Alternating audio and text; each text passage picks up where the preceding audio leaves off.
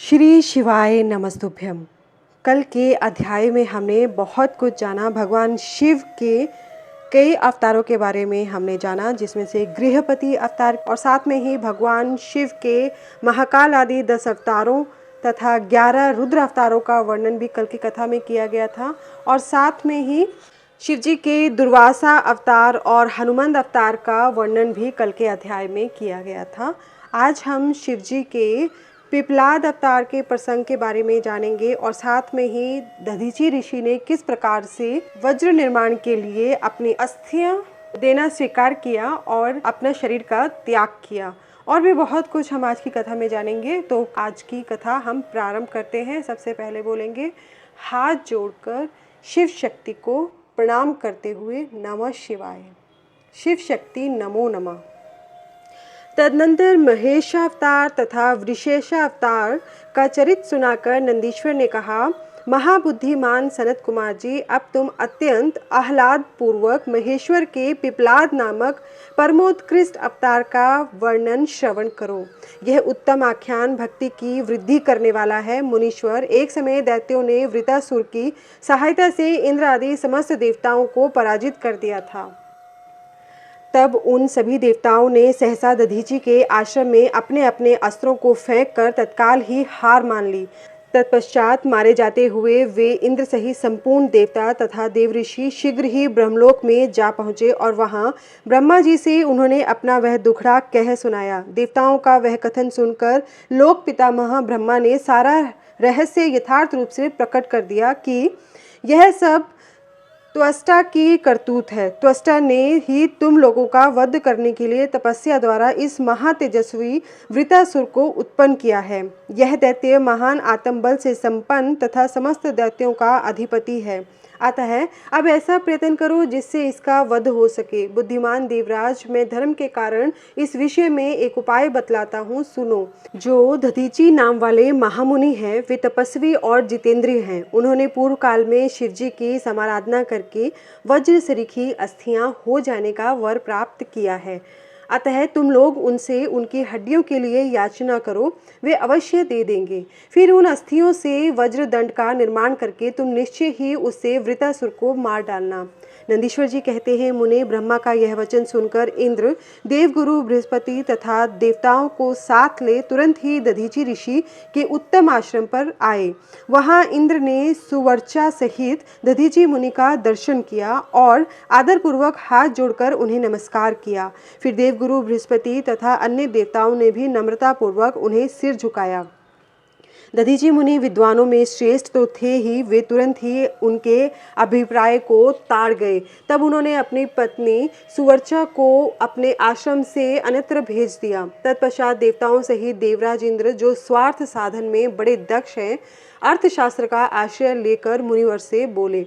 इंद्र ने कहा, मुने, आप महान शिव भक्त, दाता तथा शरणागत रक्षक हैं, इसलिए हम सभी देवता तथा देवऋषि त्वष्टा द्वारा अपमानित होने के कारण आपकी शरण में आए हैं। विप्रवर, आप अपनी वज्रमयी अस्थियां हमें प्रदान कीजिए, क्योंकि आपकी हड्डी से वज्र का निर्माण करके मैं उस देवद्रोही का वध करूंगा। इंद्र के यूं कहने पर परोपकार परायण दधीचि मुनि ने अपने स्वामी शिव का ध्यान करके अपना शरीर छोड़ दिया। उनके समस्त बंधन नष्ट हो चुके थे, अतः वे तुरंत ही ब्रह्मलोक को चले गए। उस समय वहां पुष्पों की वर्षा होने लगी तथा सभी लोग आश्चर्यचकित हो गए। तदनंतर इंद्र ने शीघ्र ही सुरभि गो को बुलाकर उस शरीर को चटवाया और उन हड्डियों से अस्त्र निर्माण करने के लिए विश्वकर्मा को आदेश दिया। तब इंद्र की आज्ञा पाकर विश्वकर्मा ने शिवजी के तेज से सुदृढ़ हुई मुनि की वज्रमयी हड्डियों से संपूर्ण अस्त्रों की कल्पना की। उनके रीढ़ की हड्डी से वज्र और ब्रह्मशिर नामक बाण बनाया तथा अन्य अस्थियों से अन्य बहुत से अस्त्रों का निर्माण किया। तब शिवजी के तेज से उत्कर्ष को प्राप्त हुए इंद्र ने उस वज्र को लेकर क्रोधपूर्वक वृत्रासुर पर आक्रमण किया। ठीक उसी तरह जैसे रुद्र ने यमराज पर धावा किया था, फिर तो कवच आदि से भलीभांति सुरक्षित हुए इंद्र ने तुरंत ही पराक्रम प्रकट करके उस वज्र द्वारा वृतासुर के पर्वत शिखर सरीखे सिर को काट गिराया। तात उस समय स्वर्गवासियों ने महान विजय उत्सव मनाया। इंद्र पर पुष्पों की वृष्टि होने लगी और सभी देवता उनकी स्तुति करने लगे। तदनंतर महान आत्म बल से संपन्न दधीचि मुनि की पतिव्रता पत्नी सुवर्चा पति के आज्ञा अनुसार अपने आश्रम के भीतर गई। वहां देवताओं के लिए पति को मरा हुआ जानकर वह देवताओं को शाप देते हुए बोली। सुवर्चा ने कहा, अहो, इंद्र सहित ये सभी देवता बड़े दुष्ट हैं और अपना कार्य सिद्ध करने में निपुण, मूर्ख तथा लोभी हैं। इसलिए ये सब के सब आज से मेरे शाप से पशु हो जाएं। इस प्रकार उस तपस्वी मुनि पत्नी सुवर्चा ने उन इंद्र आदि समस्त देवताओं को शाप दे दिया। तत्पश्चात उस पतिव्रता ने पतिलोक में जाने का विचार किया। फिर तो मनस्विनी सुवर्चा ने परम पवित्र लकड़ियों द्वारा एक चिता तैयार की। उसी समय शंकर जी की प्रेरणा से सुखदायिनी आकाशवाणी हुई। वह उस मुनि पत्नी सुवर्चा को आश्वासन देती हुई बोली। आकाशवाणी ने कहा, प्राज्ञ, ऐसा साहस मत करो, मेरी उत्तम बात सुनो। देवी, तुम्हारे उदर में मुनि का तेज वर्तमान है, तुम उसे यत्न पूर्वक उत्पन्न करो। पीछे तुम्हारी जैसी इच्छा हो वैसा करना, क्योंकि शास्त्र का ऐसा आदेश है कि गर्भवती को अपना शरीर नहीं जलाना चाहिए, अर्थात सती नहीं होना चाहिए। नंदीश्वर जी कहते हैं, मुनीश्वर, यूँ कहकर वह आकाशवाणी उपराम हो गई। उसे सुनकर वह मुनि पत्नी क्षण भर के लिए विस्मय में पड़ गई, परंतु उस सती साध्वी सुवर्चा को तो पति लोक की प्राप्ति ही अभिष्ट थी। अतः उसने बैठकर पत्थर से अपने उदर को विदीर्ण कर डाला।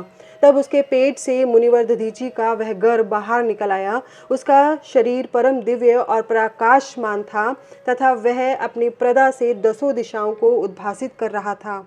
तात दधीचि के उत्तम तेज से प्रादुर्भूत हुआ वह गर्भ अपनी लीला करने में समर्थ साक्षात रुद्र का अवतार था। मुनि प्रिया सुवर्चा ने दिव्य स्वरूपधारी अपने उस पुत्र को देखकर मन ही मन समझ लिया कि यह रुद्र का अवतार है। फिर तो वह महासाध्वी परमानंद मगन हो गई और शीघ्र ही उसे नमस्कार करके उसकी स्तुति करने लगी।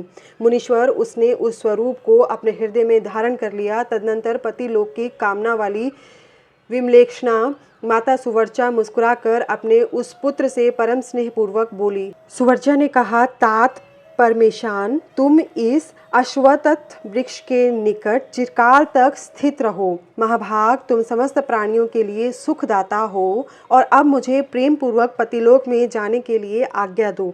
वहाँ पति के साथ रहती हुई मैं रुद्र रूपधारी तुम्हारा ध्यान करती रहूंगी। नंदीश्वर जी कहते हैं, मुने साध्वी सुवर्चा ने अपने पुत्र से यूँ कहकर परम समाधि द्वारा पति का ही अनुगमन किया।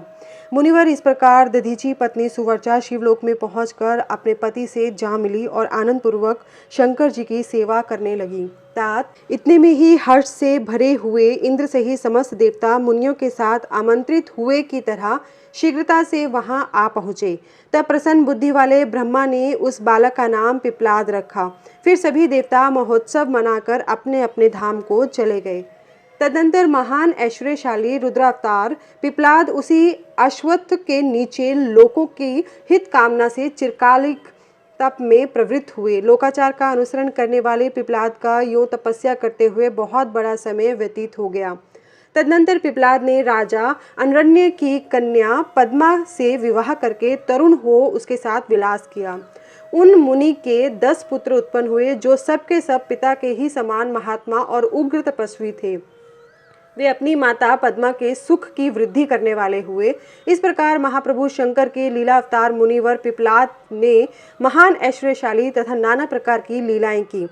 उन कृपालु ने जगत में शनैश्चर की पीड़ा को, जिसका निवारण करना सबकी शक्ति के बाहर था, देखकर लोगों को प्रसन्नता पूर्वक यह वरदान दिया कि जन्म से लेकर 16 वर्ष तक की आयु वाले मनुष्यों को तथा शिव भक्तों को शनि की पीड़ा नहीं हो सकती।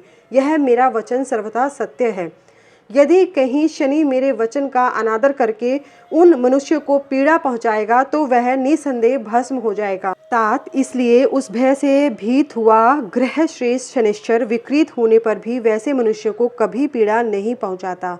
मुनिवर, इस प्रकार मैंने लीला से मनुष्य रूप धारण करने वाले पिपलाद का उत्तम चरित्र तुम्हें सुना दिया। यह संपूर्ण कामनाओं को पूर्ण करने वाला है। गाधी, कौशिक तथा महामुनि पिपलाद ये तीनों स्मरण किए जाने पर शनैश्चर्य जनित पीड़ा का नाश कर देते हैं। वे मुनिवर दधीची जो परम ज्ञानी सत्पुरुषों के प्रिय तथा महान शिव भक्त थे, धन्य हैं, जिनके यहाँ स्वयं आत्मज्ञानी महेश्वर पिपलाद नामक पुत्र होकर उत्पन्न हुए। तात यह आख्यान निर्दोष, स्वर्गप्रद, कुग्रह जनित दोषों का संहारक, संपूर्ण मनोरथों का पूरक और शिव भक्ति की विशेष वृद्धि करने वाला है। तदनंतर वैश्यनाथ अवतार का वर्णन करके नंदीश्वर ने द्विजेशावतार का प्रसंग चलाया। वे बोले, तात, पहले जिन नृप श्रेष्ठ भद्रायुं का परिचय दिया गया था और जिन पर भगवान शिव ने ऋषभ रूप से अनुग्रह किया था, उन्हीं नरेश के धर्म की परीक्षा लेने के लिए वे भगवान फिर द्विजेश्वर रूप से प्रकट हुए थे। ऋषभ के प्रभाव से रणभूमि में शत्रुओं पर विजय पाकर शक्तिशाली राजकुमार भद्रायु जब राज्य सिंहासन पर आरूढ़ हुए, तब राजा चंद्रांगद तथा रानी सीमंतिनी की बेटी सती साध्वी कीर्ति मालिनी के साथ उनका विवाह हुआ। किसी समय राजा भद्रायु ने अपनी धर्म पत्नी के साथ वसंत ऋतु में वन विहार करने के लिए एक गहन वन में प्रवेश किया। उनकी पत्नी शरणागत जनों का पालन करने वाली थी। राजा का भी ऐसा ही नियम था। उन राज दंपत्ति की धर्म में कितनी दृढ़ता है, इसकी परीक्षा के लिए पार्वती सहित भगवान शिव ने एक लीला रची। शिवा और शिव उस वन में ब्रह्माणी और ब्राह्मण के रूप में प्रकट हुए। उन दोनों ने लीलापूर्वक एक मायामय व्याघ्र का निर्माण किया। वे दोनों भय से विह्वल हो व्याघ्र से थोड़ी ही दूर आगे रोते चिल्लाते भागने लगे और व्याघ्र उनका पीछा करने लगा। राजा ने उन्हें इस अवस्था में देखा। वे ब्राह्मण दंपत्ति भी भय से विह्वल हो महाराज की शरण में गए और इस प्रकार बोले। ब्राह्मण दंपति ने कहा, महाराज, हमारी रक्षा कीजिए, रक्षा कीजिए। वह व्याघ्र हम दोनों को खा जाने के लिए आ रहा है। समस्त प्राणियों को काल के समान भय देने वाला यह हिंसक प्राणी हमें अपना आहार बनाए, इसके पूर्व ही आप हम दोनों को बचा लीजिए। उन दोनों का यह करुण क्रंदन सुनकर महावीर राजा ने ज्यों ही धनुष उठाया, त्यों ही वह व्याघ्र उनके निकट आ पहुंचा। उसने ब्रह्माणी को पकड़ लिया। वह बेचारी हा नाथ, हा प्राण वल्लभ, हा शंभो, हा जगत गुरु इत्यादि कहकर रोने और विलाप करने लगी। व्याघ्र बड़ा भयानक था। उसने ज्यों ही ब्रह्माणी को अपना ग्रास बनाने की चेष्टा की, त्यों ही भद्रायु ने तीखे बाणों से उसके मर्म में आघात किया, परंतु उन बाणों से उस महाबली व्याघ्र को तनिक भी व्यथा नहीं हुई। वह ब्रह्माणी को बलपूर्वक घसीटता हुआ तत्काल दूर निकल गया। अपनी पत्नी को बाघ के पंजे में पड़ी देख ब्राह्मण को बड़ा दुख हुआ और वह बारंबार रोने लगा। देर तक रोकर उसने राजा भद्रायु से कहा, राजन, तुम्हारे वे बड़े बड़े अस्त्र कहाँ हैं? दुखियों की रक्षा करने वाला तुम्हारा विशाल धनुष कहाँ है? सुना था तुम में 12,000 बड़े बड़े हाथियों का बल है। वे क्या हुआ? तुम्हारे शंख, खड्ग तथा मंत्रास्त्र विद्या से क्या लाभ हुआ? दूसरों को क्षीण होने से बचाना क्षत्रिय का परम धर्म है। धर्मज्ञ राजा अपना धन और प्राण देकर भी शरण में आए हुए दीन दुखियों की रक्षा करते हैं। जो पीड़ितों की प्राण रक्षा नहीं कर सकते, ऐसे लोगों के लिए तो जीने की अपेक्षा मर जाना ही अच्छा है। इस प्रकार ब्राह्मण का विलाप और उसके मुख से अपने पराक्रम की निंदा सुनकर राजा ने शोक से मन ही मन इस प्रकार विचार किया, अहो, आज भाग्य के उलटफेर से मेरा पराक्रम नष्ट हो गया, मेरे धर्म का भी नाश हो गया, अतः अब मेरी संपदा, राज्य और आयु का भी निश्चय ही नाश हो जाएगा। यूँ विचार कर राजा भद्रायु ब्राह्मण के चरणों में गिर पड़े और उसे धीरज बंधाते हुए बोले, ब्राह्मण, मेरा पराक्रम नष्ट हो गया है। महामते, मुझ क्षत्रियाधम पर कृपा करके शोक छोड़ दीजिए। मैं आपको मनोवांछित पदार्थ दूंगा। यह राज्य, यह रानी और मेरा यह शरीर सब कुछ आपके अधीन है। बोलिए, आप क्या चाहते हैं? ब्राह्मण बोले, राजन, अंधे को दर्पण से क्या काम? जो भिक्षा मांगकर जीवन निर्वाह करता हो वह बहुत से घर लेकर क्या करेगा? जो मूर्ख है उसे पुस्तक से क्या काम? तथा जिसके पास स्त्री नहीं है वह धन लेकर क्या करेगा?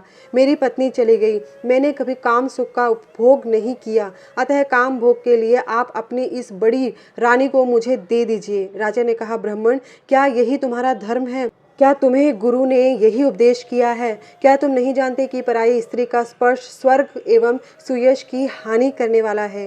पर स्त्री के उपभोग से जो पाप कमाया जाता है उसे सैकड़ों प्रायश्चितों द्वारा भी धोया नहीं जा सकता। ब्राह्मण बोले, राजन, मैं अपनी तपस्या से भयंकर ब्रह्म हत्या तथा मदिरापान जैसे पाप का भी नाश कर डालूंगा। फिर पर स्त्री संगम किस गिनती में है?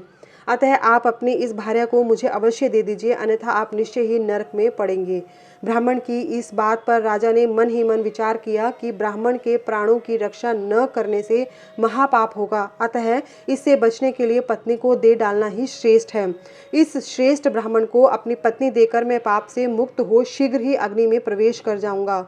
मन ही मन ऐसा निश्चय करके राजा ने आग जलाई और ब्राह्मण को बुलाकर उसे अपनी पत्नी को दे दिया।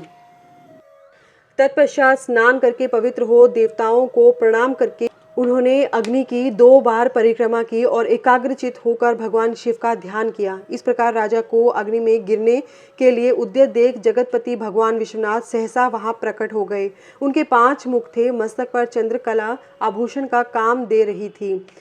कुछ कुछ पीले रंग की जटाएं लटकी हुई थी। वे कोटि कोटि सूर्यों के समान तेजस्वी थे। हाथों में त्रिशूल, खंडवांग, कुठार, ढाल, मृग, अभय, वरद और पिनाक धारण किए बैल की पीठ पर बैठे हुए भगवान नीलकंठ को राजा ने अपने सामने प्रत्यक्ष देखा।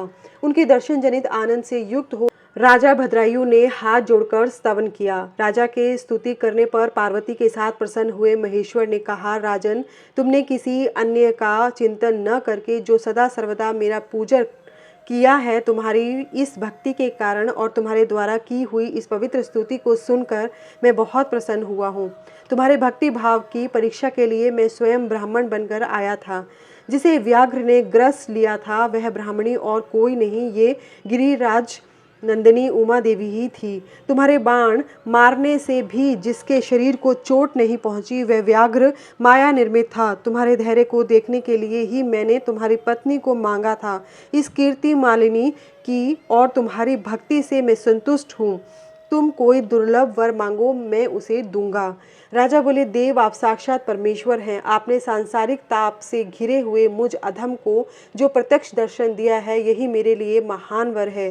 देव, आप वरदाताओं में श्रेष्ठ हैं। आपसे मैं दूसरा कोई वर नहीं मांगता। मेरी यही इच्छा है कि मैं, मेरी रानी, मेरे माता पिता, पद्माकर वैश्य और उसके पुत्र सुने, इन सबको आप अपना पार्श्ववर्ती सेवक बना लीजिए। तत्पश्चात रानी कीर्ति मालिनी ने प्रणाम करके अपनी भक्ति से भगवान शंकर को प्रसन्न किया और उत्तम वर मांगा। महादेव, मेरे पिता चंद्रांगद और माता सीमंतिनी, इन दोनों को भी आपके समीप निवास प्राप्त हो। भक्तवत्सल भगवान गौरीपति ने प्रसन्न होकर एवं अस्तु कहा और उन दोनों पति पत्नी को इच्छानुसार वर देकर वे क्षण भर में अंतर्धान हो गए।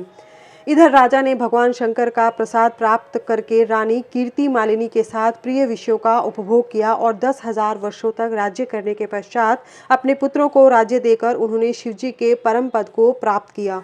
राजा और रानी दोनों ही भक्ति पूर्वक महादेव जी की पूजा करके भगवान शिव के धाम को प्राप्त हुए। यह परम पवित्र, पाप नाशक एवं अत्यंत गोपनीय भगवान शिव का विचित्र गुणानुवाद जो विद्वानों को सुनाता है अथवा स्वयं भी शुद्ध चित्त होकर पढ़ता है, वह इस लोक में भोग ऐश्वर्य को प्राप्त कर अंत में भगवान शिव को प्राप्त होता है। आगे के अध्याय में हम जानेंगे कि भगवान शिव का यतिनाथ एवं हंस नामक अवतार के बारे में। नंदीश्वर जी कहते हैं, मुने, अब मैं परमात्मा शिव के यतिनाथ नामक अवतार का वर्णन करता हूँ। मुनीश्वर, अर्बुदाचल नामक पर्वत के समीप एक भील रहता था जिसका नाम था आहुक। उसकी पत्नी को लोग आहुका कहते थे। वह उत्तम व्रत का पालन करने वाली थी। वे दोनों पति पत्नी महान शिव भक्त थे और शिव की आराधना पूजा में लगे रहते थे। एक दिन वह शिव भक्त भील अपनी पत्नी के साथ आहार की खोज करने के लिए निमित जंगल में बहुत दूर चला गया। इसी समय संध्या काल में भील की परीक्षा लेने के लिए भगवान शंकर सन्यासी का रूप धारण करके घर आए। इतने में ही उस घर का मालिक भील भी चला आया। उसने बड़े प्रेम से उन यतिराज का पूजन किया। उसके मनोभाव की परीक्षा के लिए उन यतीश्वर ने दीन वाणी में कहा, भील, आज रात में यहाँ रहने के लिए मुझे स्थान दे दो। सवेरा होते ही चला जाऊंगा। तुम्हारा सदा कल्याण हो। भील बोला, स्वामी जी आप ठीक कहते हैं, तथापि मेरी बात सुनिए। मेरे घर में स्थान तो बहुत थोड़ा है, फिर उसमें आपका रहना कैसे हो सकता है। भील की यह बात सुनकर स्वामी जी वहां से चले जाने को उद्यत हो गए।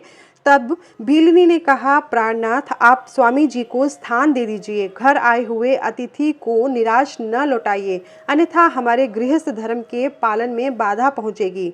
आप स्वामी जी के साथ सुखपूर्वक घर के भीतर रहिए और मैं बड़े बड़े अस्त्र शस्त्र लेकर बाहर खड़ी रहूंगी।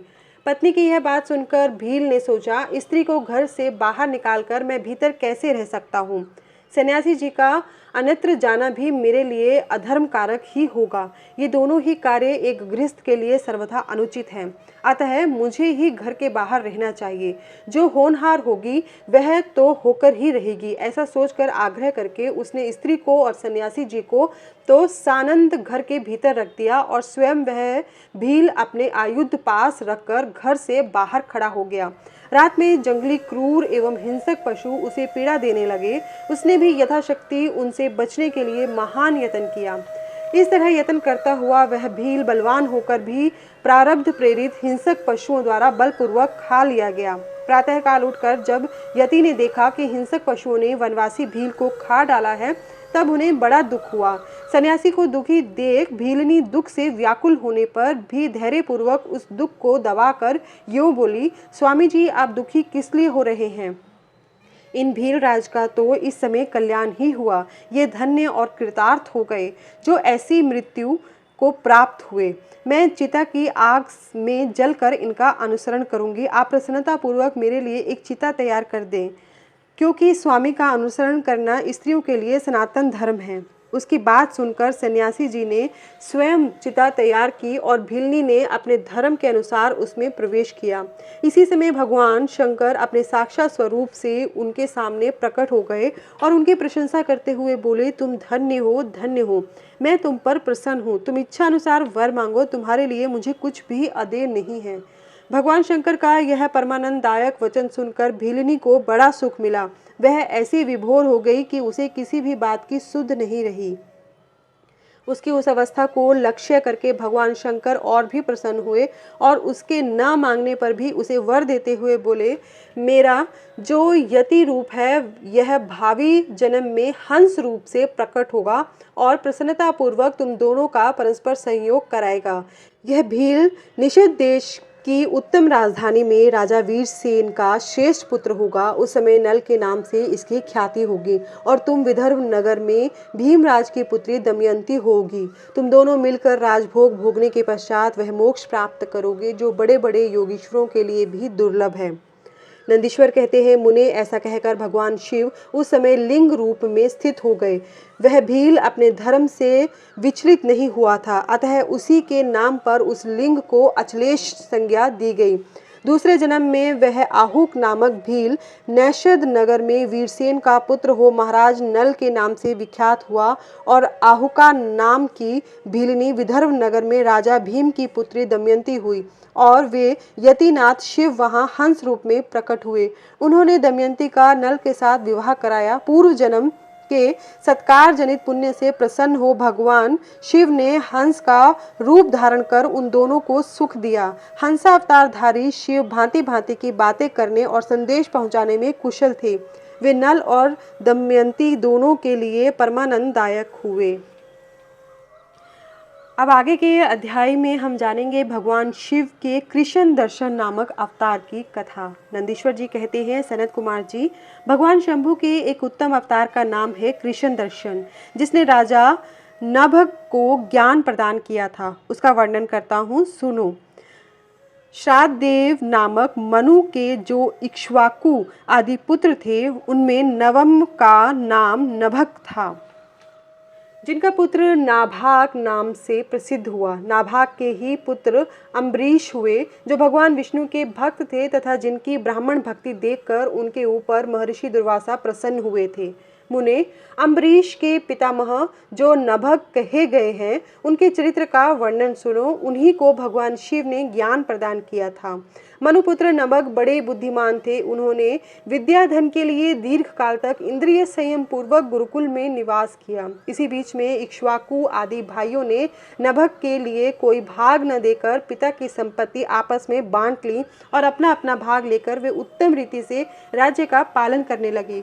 उन सब ने पिता की आज्ञा से ही धन का बंटवारा किया था। कुछ काल के पश्चात ब्रह्मचारी नभग गुरुकुल से सांगोपांग वेदों का अध्ययन करके वहां आए। उन्होंने देखा सब भाई सारी संपत्ति का बंटवारा करके अपना अपना भाग ले चुके हैं। तब उन्होंने भी बड़े स्नेह से दाएं भाग पाने की इच्छा रखकर अपने इक्ष्वाकु आदि बंधुओं से कहा, भाइयों, मेरे लिए भाग दिए बिना ही आप लोगों ने आपस में सारी संपत्ति का बंटवारा कर लिया। अतः अब प्रसन्नता पूर्वक मुझे भी हिस्सा दीजिए। मैं अपना दाएं भाग लेने के लिए ही यहाँ आया हूँ। भाई बोले, जब संपत्ति का बंटवारा हो रहा था उस समय हम तुम्हारे लिए भाग देना भूल गए थे। अब इस समय पिताजी को ही तुम्हारे हिस्से में देते हैं। तुम उन्हीं को ले लो, इसमें संशय नहीं है। भाइयों का यह वचन सुनकर नभग को बड़ा विस्मय हुआ। वे पिता के पास जाकर बोले, तात, मैं विद्या अध्ययन के लिए गुरुकुल में गया था और वहां अब तक ब्रह्मचारी ही रहा हूँ। इसी बीच में भाइयों ने मुझे छोड़कर आपस में धन बंटवारा कर लिया। वहां से लौटकर जब मैंने अपने हिस्से के बारे में उनसे पूछा तब उन्होंने आपको मेरा हिस्सा बता दिया। अतः उसके लिए मैं आपकी सेवा में आया हूँ। नभग की वह बात सुनकर पिता को बड़ा विस्मय हुआ। श्राद्ध देव ने पुत्र को आश्वासन देते हुए कहा, बेटा, भाइयों की उस बात पर विश्वास न करो। वह उन्होंने तुम्हें ठगने के लिए कही है। मैं तुम्हारे लिए भोग साधक उत्तम दाय नहीं बन सकता। तथापि उन वंचकों ने यदि मुझे ही दाय के रूप में तुम्हें दिया है तो मैं तुम्हारी जीविका का एक उपाय बताता हूँ, सुनो। इन दिनों उत्तम बुद्धि वाले आंगीरस गोत्रीय ब्राह्मण एक बहुत बड़ा यज्ञ कर रहे हैं। उस कर्म में प्रत्येक छठे दिन का कार्य वे ठीक ठीक नहीं समझ पाते। उसमें उनसे भूल हो जाती है। तुम वहां जाओ और उन ब्राह्मणों को विश्वे देव संबंधी 2 सूक्त बतला दिया करो। इससे वह यज्ञ शुद्ध रूप से संपादित होगा। वह यज्ञ समाप्त होने पर वे ब्राह्मण जब स्वर्ग को जाने लगेंगे उस समय संतुष्ट होकर अपने यज्ञ से बचा हुआ सारा धन तुम्हें दे देंगे। पिता की यह बात सुनकर सत्यवादी नभग बड़ी प्रसन्नता के साथ उस उत्तम यज्ञ में गए। मुने वहां छठे दिन के कर्म में बुद्धिमान मनुपुत्र ने वैश्व देव संबंधी दोनों सूक्तों का स्पष्ट रूप से उच्चारण किया। यज्ञ कर्म समाप्त होने पर वे आंगीरस ब्राह्मण यज्ञ से बचा हुआ अपना अपना धन नभग को देकर स्वर्गलोक को चले गए। उस यज्ञ शिष्ट धन को जब ये ग्रहण करने लगे उस समय सुंदर लीला करने वाले भगवान शिव तत्काल वहां प्रकट हो गए। उनके सारे अंग बड़े सुंदर थे परंतु नेत्र काले थे। उन्होंने नभग से पूछा, तुम कौन हो जो इस धन को ले रहे हो? यह तो मेरी संपत्ति है। तुम्हें किसने यहाँ भेजा? सब बातें ठीक ठीक बताओ। नभग ने कहा, यह तो यज्ञ से बचा हुआ धन है जिसे ऋषियों ने मुझे दिया है। अब यह मेरी ही संपत्ति है। इसको लेने से तुम मुझे कैसे रोक सकते हो? कृष्णदर्शन ने कहा, तात, हम दोनों के इस झगड़े में तुम्हारे पिता ही पंच रहेंगे। जाकर उनसे पूछो और वे जो निर्णय दे उसे ठीक ठीक यहाँ आकर बताओ। उनकी बात सुनकर नभग ने पिता के पास जाकर उक्त प्रश्न को उनके सामने रखा। श्राद्ध देव को कोई पुरानी बात याद आ गई और उन्होंने भगवान शिव के चरण कमलों का चिंतन करते हुए कहा। मनु बोले, तात, वे पुरुष जो तुम्हें वह धन लेने से रोक रहे हैं साक्षात भगवान शिव हैं। यूं तो संसार की सारी वस्तु ही उन्हीं की है परंतु यज्ञ से प्राप्त हुए धन पर उनका विशेष अधिकार है। यज्ञ करने से जो धन बच जाता है उसे भगवान रुद्र का भाग निश्चित किया गया है। अतः यज्ञावशिष्ट सारी वस्तु ग्रहण करने के अधिकारी सर्वेश्वर महादेव जी ही हैं। उनकी इच्छा से ही दूसरे लोग उस वस्तु को ले सकते हैं। भगवान शिव तुम पर कृपा करने के लिए ही वहां वैसा रूप धारण करके आए हैं। तुम वहीं जाओ और उन्हें प्रसन्न करो। अपने अपराध के लिए क्षमा मांगो और प्रणाम पूर्वक उनकी स्तुति करो। नभग पिता की आज्ञा से वहां गए और भगवान को प्रणाम करके हाथ जोड़कर बोले, महेश्वर, यह सारी त्रिलोकी ही आपकी है। फिर यज्ञ से बचे हुए धन के लिए तो कहना ही क्या है। निश्चय ही इस पर आपका ही अधिकार है। यही मेरे पिता ने निर्णय दिया है। नाथ, मैंने यथार्थ बात न जानने के कारण भ्रमवश जो कुछ कहा है, मेरे उस अपराध को क्षमा कीजिए। मैं आपके चरणों में मस्तक रखकर यह प्रार्थना करता हूँ कि आप मुझ पर प्रसन्न हों। ऐसा कहकर नभग ने अत्यंत दीनतापूर्ण हृदय से दोनों हाथ जोड़ महेश्वर कृष्ण दर्शन का स्तवन किया। उधर श्राद्ध देव ने भी अपने अपराध के लिए क्षमा मांगते हुए भगवान शिव की स्तुति की। तदनंतर भगवान रुद्र ने मन ही मन प्रसन्न हो नभग को कृपा दृष्टि से देखा और मुस्कुराते हुए कहा। कृष्ण दर्शन बोले, नभग, तुम्हारे पिता ने जो धर्मानुकूल बात कही है वह ठीक ही है। तुमने ही साधु स्वभाव के कारण सत्य ही कहा है, इसलिए मैं तुम पर बहुत प्रसन्न हूँ और कृपा पूर्वक तुम्हें सनातन ब्रह्म तत्व का ज्ञान प्रदान करता हूँ। इस समय यह सारा धन मैंने तुम्हें दे दिया, अब तुम इसे ग्रहण करो। इस लोक में निर्विकार रहकर सुख भोगो, अंत में मेरी कृपा से तुम्हें सद्गति प्राप्त होगी। ऐसा कहकर भगवान रुद्र सबके देखते ही देखते वहीं अंतर्धान हो गए। साथ ही श्राद्धदेव भी अपने पुत्र नभग के साथ अपने स्थान को लौट आए। इस लोक में विपुल भोगों का उपभोग करके अंत में वे भगवान शिव के धाम में चले गए। ब्राह्मण, इस प्रकार तुमसे मैंने भगवान शिव के कृष्ण दर्शन नामक अवतार का वर्णन किया। जो इस आख्यान को पढ़ता और सुनता है उसे संपूर्ण मनोवांछित फल प्राप्त हो जाते हैं। आगे के अध्याय में हम भगवान शिव के अवधूतेश्वर अवतार की कथा और उसकी महिमा का वर्णन सुनेंगे। नंदीश्वर जी कहते हैं, सनत कुमार, अब तुम परमेश्वर शिव के अवधूतेश्वर नामक अवतार का वर्णन सुनो, जिसने इंद्र के घमंड को चूर चूर कर दिया था। पहले की बात है, इंद्र संपूर्ण देवताओं तथा बृहस्पति जी को साथ लेकर भगवान शिव का दर्शन करने के लिए कैलाश पर्वत पर गए। उस समय बृहस्पति और इंद्र के शुभागमन की बात जानकर भगवान शंकर उन दोनों की परीक्षा लेने के लिए अवधूत बन गए। उनके शरीर पर कोई वस्त्र नहीं था। वे प्रज्वलित अग्नि के समान तेजस्वी होने के कारण महाभयंकर जान पड़ते थे। उनकी आकृति बड़ी सुंदर दिखाई देती थी। वे राह रोक कर खड़े थे। बृहस्पति और इंद्र ने शिव के समीप जाते समय देखा, एक अद्भुत शरीरधारी पुरुष रास्ते के बीच में खड़ा है। इंद्र को अपने अधिकार पर बड़ा गर्व था, इसलिए वे यह न जान सके कि ये साक्षात भगवान शंकर हैं। उन्होंने मार्ग में खड़े हुए पुरुष से पूछा, तुम कौन हो? इस नग्न अवधूत वेश में कहाँ से आए हो? तुम्हारा नाम क्या है? सब बातें ठीक ठीक बताओ, देर न करो। भगवान शिव अपने स्थान पर हैं या इस समय कहीं अन्यत्र गए हैं। मैं देवताओं तथा गुरु जी के साथ उन्हीं के दर्शन के लिए जा रहा हूँ।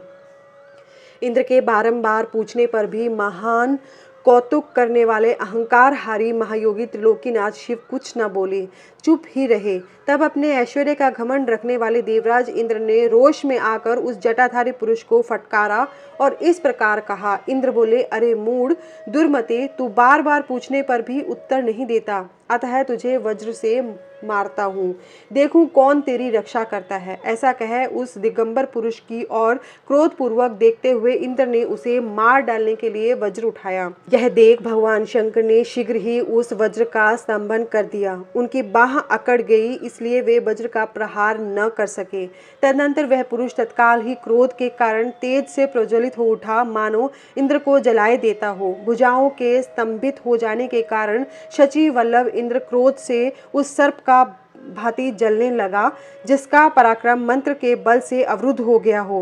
बृहस्पति ने उस पुरुष को अपने तेज से प्रज्वलित होता देख तत्काल ही यह समझ लिया कि ये साक्षात भगवान हर हैं। फिर तो वे हाथ जोड़कर प्रणाम करके उनकी स्तुति करने लगे। स्तुति के पश्चात उन्होंने इंद्र को उनके चरणों में गिरा दिया और कहा, दीनानाथ महादेव, यह इंद्र आपके चरणों में पड़ा है, आप इसका और मेरा उद्धार करें। हम दोनों पर क्रोध नहीं, प्रेम करें। महादेव, शरणागत इंद्र की रक्षा कीजिए। आपके ललाट से प्रकट हुई यह आग इन्हें जलाने के लिए आ रही है। बृहस्पति की यह बात सुनकर अवधूत वेशधारी करुणा सिंधु शिव ने हंसते हुए कहा, अपने नेत्र से रोषवश बाहर निकली हुई अग्नि को मैं पुनः कैसे धारण कर सकता हूँ? क्या सर्प अपनी छोड़ी हुई केंचुल को फिर ग्रहण करता है? बृहस्पति बोले, देव भगवान, भक्त सदा ही कृपा का पात्र होता है। आप अपने भक्तवत्सल नाम को चरितार्थ कीजिए और इस भयंकर तेज को कहीं अन्यत्र डाल दीजिए। रुद्र ने कहा, देवगुरु, मैं तुम पर प्रसन्न हूँ, इसलिए उत्तम वर देता हूँ। इंद्र को जीवन दान देने के कारण आज से तुम्हारा एक नाम जीव भी होगा। मेरे ललाटवर्ती नेत्र से जो यह आग प्रकट हुई, इसे देवता नहीं सह सकते, अतः इसको मैं बहुत दूर छोड़ूंगा जिससे यह इंद्र को पीड़ा न दे सके। ऐसा कहकर अपने तेज स्वरूप उस अद्भुत अग्नि को हाथ में लेकर भगवान शिव ने क्षार समुद्र में फेंक दिया। वहां फेंके जाते ही भगवान शिव का वह तेज तत्काल एक बालक के रूप में परिणित हो गया, जो सिंधु पुत्र जलंधर नाम से विख्यात हुआ। फिर देवताओं की प्रार्थना से भगवान शिव ने ही असुरों के स्वामी जलंधर का वध किया था। अवधूत रूप से ही ऐसी सुंदर लीला करके लोक कल्याणकारी शंकर वहां से अंतर्धान हो गए। फिर सब देवता अत्यंत निर्भय एवं सुखी हुए। इंद्र और बृहस्पति भी उस भय से मुक्त हो उत्तम सुख के भागी हुए।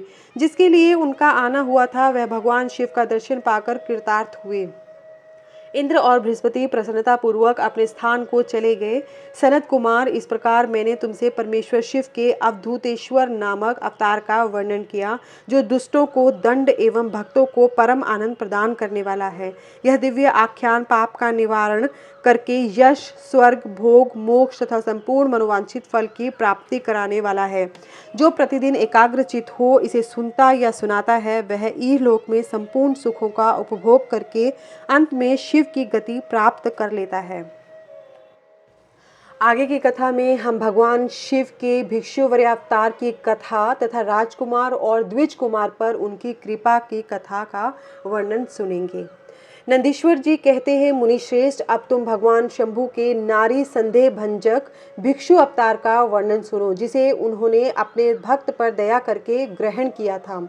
विदर्भ देश के सत्यरथ नाम से प्रसिद्ध एक राजा थे, जो धर्म में तत्पर, सत्यशील और बड़े बड़े शिव भक्तों से प्रेम करने वाले थे।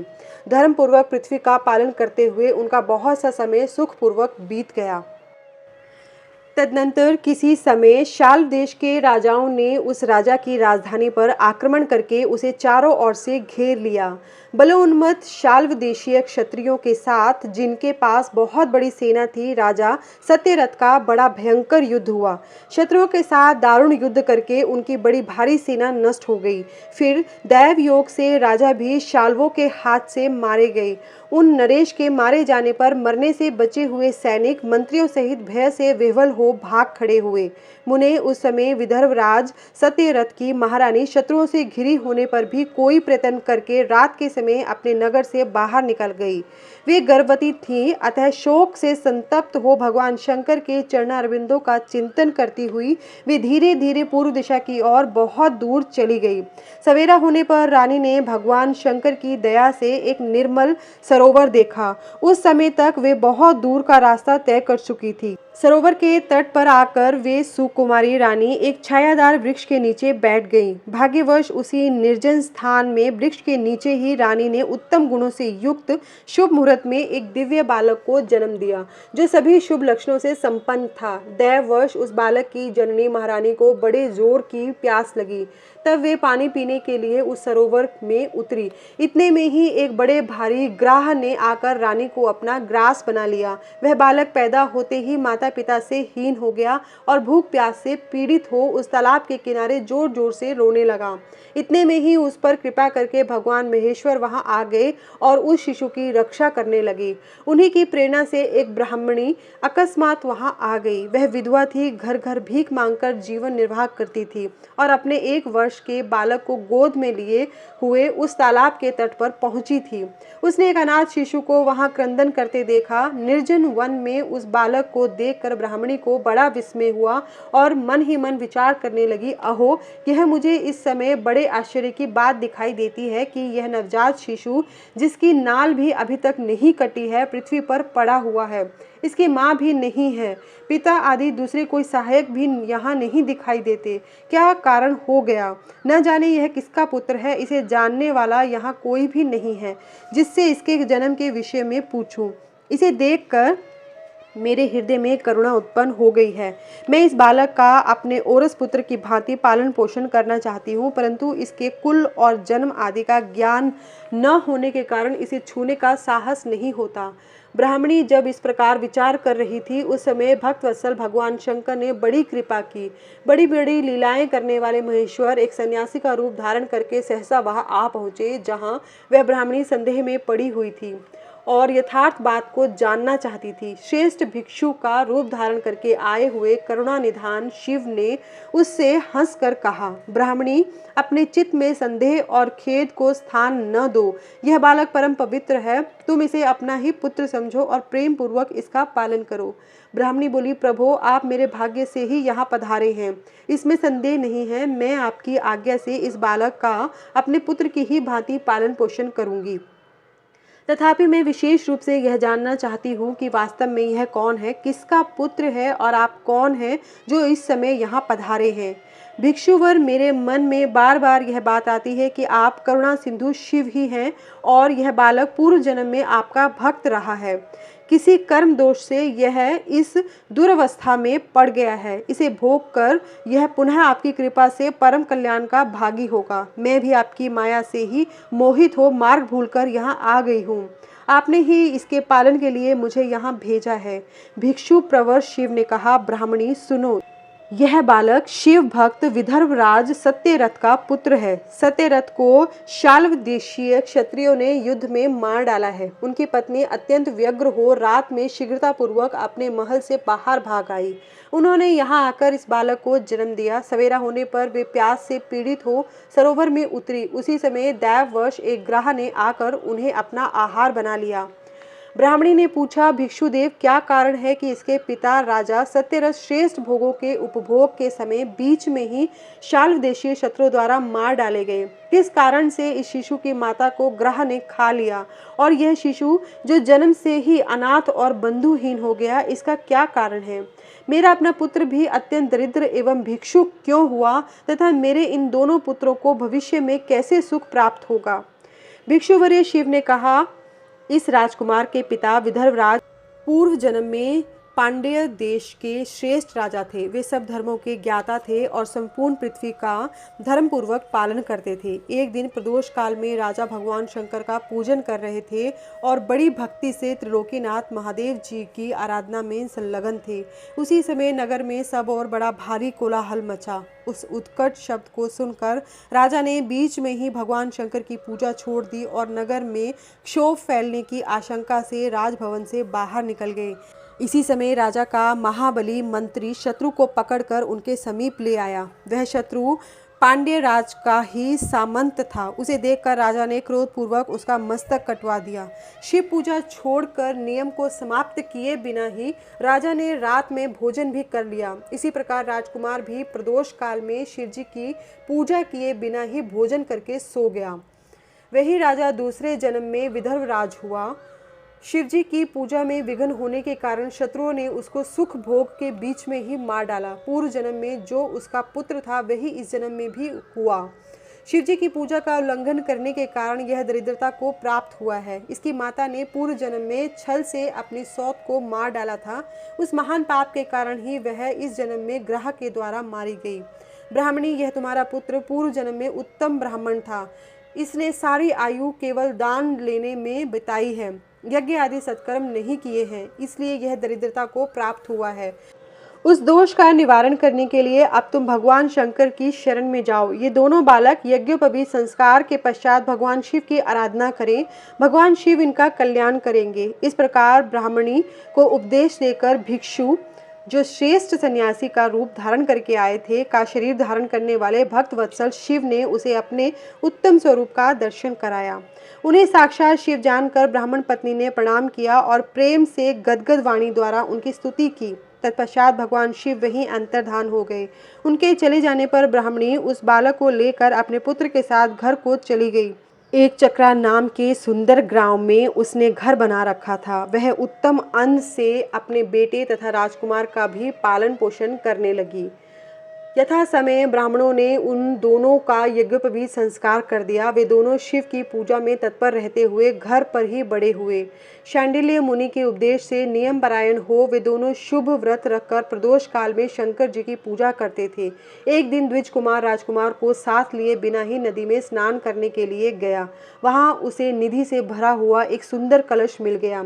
इस प्रकार भगवान शंकर की पूजा करते हुए उन दोनों कुमारों का उसी घर में 1 वर्ष व्यतीत हो गया। तदनंतर एक दिन राजकुमार उस ब्राह्मण कुमार के साथ वन में गया। वहां अकस्मात एक गंधर्व कन्या आ गई। उसके पिता ने वह कन्या राजकुमार को दे दी। गंधर्व कन्या से विवाह करके राजकुमार निष्कंटक राज्य भोगने लगे। जिस ब्राह्मण पत्नी ने पहले अपने पुत्र की भांति उसका पालन पोषण किया था, वही उस समय राजमाता हुई और वह ब्राह्मण कुमार उसका भाई हुआ। राजा का नाम धर्मगुप्त था। इस प्रकार देवेश्वर शिव की आराधना करके राजा धर्मगुप्त अपनी उस रानी के साथ विदर्भ देश में राजोचित सुख का उपभोग करने लगा। यह मैंने तुमसे शिव के भिक्षु वरे अवतार का वर्णन किया है, जिन्होंने राजा धर्मगुप्त को बाल्यकाल में सुख प्रदान किया था। यह पवित्र आख्यान पापहारी, परम पावन, चारों पुरुषार्थों का साधक तथा संपूर्ण अभिष्ट को देने वाला है। जो प्रतिदिन एकाग्रचित होकर इसे सुनता या सुनाता है, वह इस लोक में संपूर्ण भोगों का उपभोग करके अंत में भगवान शिव के धाम में जाता है। इसके आगे की कथा में हम भगवान शिव के सुरेश्वर अवतार की कथा सुनेंगे और साथ में ही उपमन्यु ने जो तपस्या की और उस तपस्या से जो उत्तम वर प्राप्त किया, उसके बारे में भी इस कथा में जानेंगे। नंदीश्वर जी कहते हैं, सनत कुमार जी, अब मैं परमात्मा शिव के सुरेश्वर अवतार का वर्णन करूंगा, जिन्होंने धौम्य के बड़े भाई उपमन्यु का हित साधन किया था। उपमन्यु व्याघ्रपाद मुनि के पुत्र थे। उन्होंने पूर्व जन्म में ही सिद्धि प्राप्त कर ली थी और वर्तमान जन्म में मुनि कुमार के रूप में प्रकट हुए थे। वे शैशवावस्था से ही माता के साथ मामा के घर में रहते थे और दैववश दरिद्र थे। एक दिन उन्हें बहुत कम दूध पीने को मिला, इसलिए अपनी माता से वे बारंबार दूध मांगने लगे। उनकी तपस्विनी माता ने घर के भीतर जाकर एक उपाय किया। उच्च वृत्ति से लाए हुए कुछ बीजों को सील पर पीसा और उन्हें पानी में घोलकर कृत्रिम दूध तैयार किया। फिर बेटे को पुचकार कर वह उसे पीने को दिया। माँ के दिए हुए उस नकली दूध को पीकर बालक उपमन्यु बोले, यह तो दूध नहीं है। इतना कहकर वे फिर रोने लगे। बेटे का रोना धोना सुनकर माँ को बड़ा दुख हुआ। अपने हाथ से उपमन्यु की दोनों आंखें पोंछकर उनकी लक्ष्मी जैसी माता ने कहा, बेटा, हम लोग सदा वन में निवास करते हैं, हमें यहाँ दूध कहाँ से मिल सकता है? भगवान शिव की कृपा के बिना किसी को दूध नहीं मिलता। वत्स, पूर्व जन्म में भगवान शिव के लिए जो कुछ किया गया है, वर्तमान जन्म में वही मिलता है। माता की यह बात सुनकर उपमन्यु ने भगवान शिव की आराधना करने का निश्चय किया।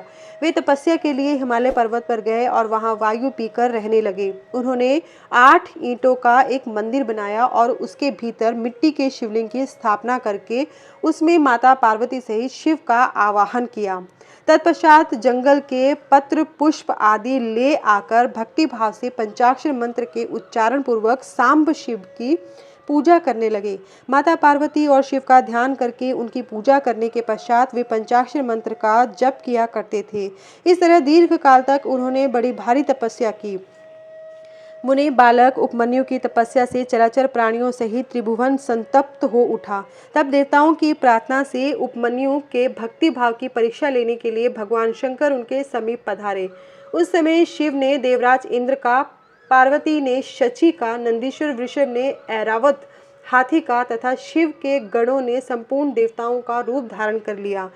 निकट आने पर सुरेश्वर रूपधारी शिव ने बालक उपमन्यु को वर मांगने के लिए कहा। उपमन्यु ने पहले तो शिव भक्ति मांगी, फिर अपने को इंद्र बताकर जब उन्होंने शिव की निंदा की, तब उस बालक ने भगवान शिव के अतिरिक्त दूसरे किसी से कुछ भी लेना अस्वीकार कर दिया। वे इंद्र को मारकर स्वयं भी मर जाने को उद्यत हो गए। उन्होंने जो अघोरास्त्र चलाया उसे नंदी ने पकड़ लिया और उन्होंने अपने को जलाने के लिए जो अग्नि की धारणा की उसे भगवान शिव ने शांत कर दिया। फिर वे सब के सब अपने यथार्थ स्वरूप में प्रकट हो गए। शिव ने उपमन्यु को अपना पुत्र माना और उनका मस्तक सूंघकर कहा, वत्स, मैं तुम्हारा पिता और ये पार्वती देवी तुम्हारी माता हैं। तुम्हें आज से सनातन कुमारत्व प्राप्त होगा। मैं तुम्हारे लिए दूध, दही और मधु के सहस्त्रों समुद्र देता हूँ। भक्ष्य, भोज्य आदि पदार्थों के भी समुद्र तुम्हारे लिए सुलभ होंगे। मैं तुम्हें अमृतत्व तथा अपने गणों का आधिपत्य प्रदान करता हूँ। ऐसा कहकर शंभु ने उपमन्यु को बहुत से दिव्य वर दिए। पाशुपत व्रत, पाशुपत ज्ञान तथा व्रत योग का उपदेश किया, प्रवचन की शक्ति दी तथा अपना परम पद अर्पित किया। फिर दोनों हाथों से उपमन्यु को हृदय से लगाकर उनका मस्तक सूंघा और देवी पार्वती को सौंपते हुए कहा, यह तुम्हारा बेटा है। पार्वती ने भी बड़े प्यार से उनके मस्तक पर अपना कर कमल रखा और उन्हें अक्षय कुमार पद प्रदान किया।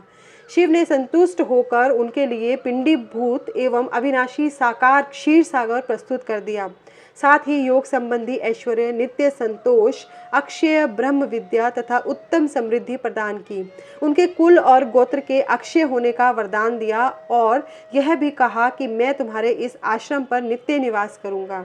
इतना कहकर भगवान शिव अंतर्धान हो गए। उपमन्यु वर पाकर प्रसन्नता पूर्वक घर आए। उन्होंने माता से सब बातें बताई।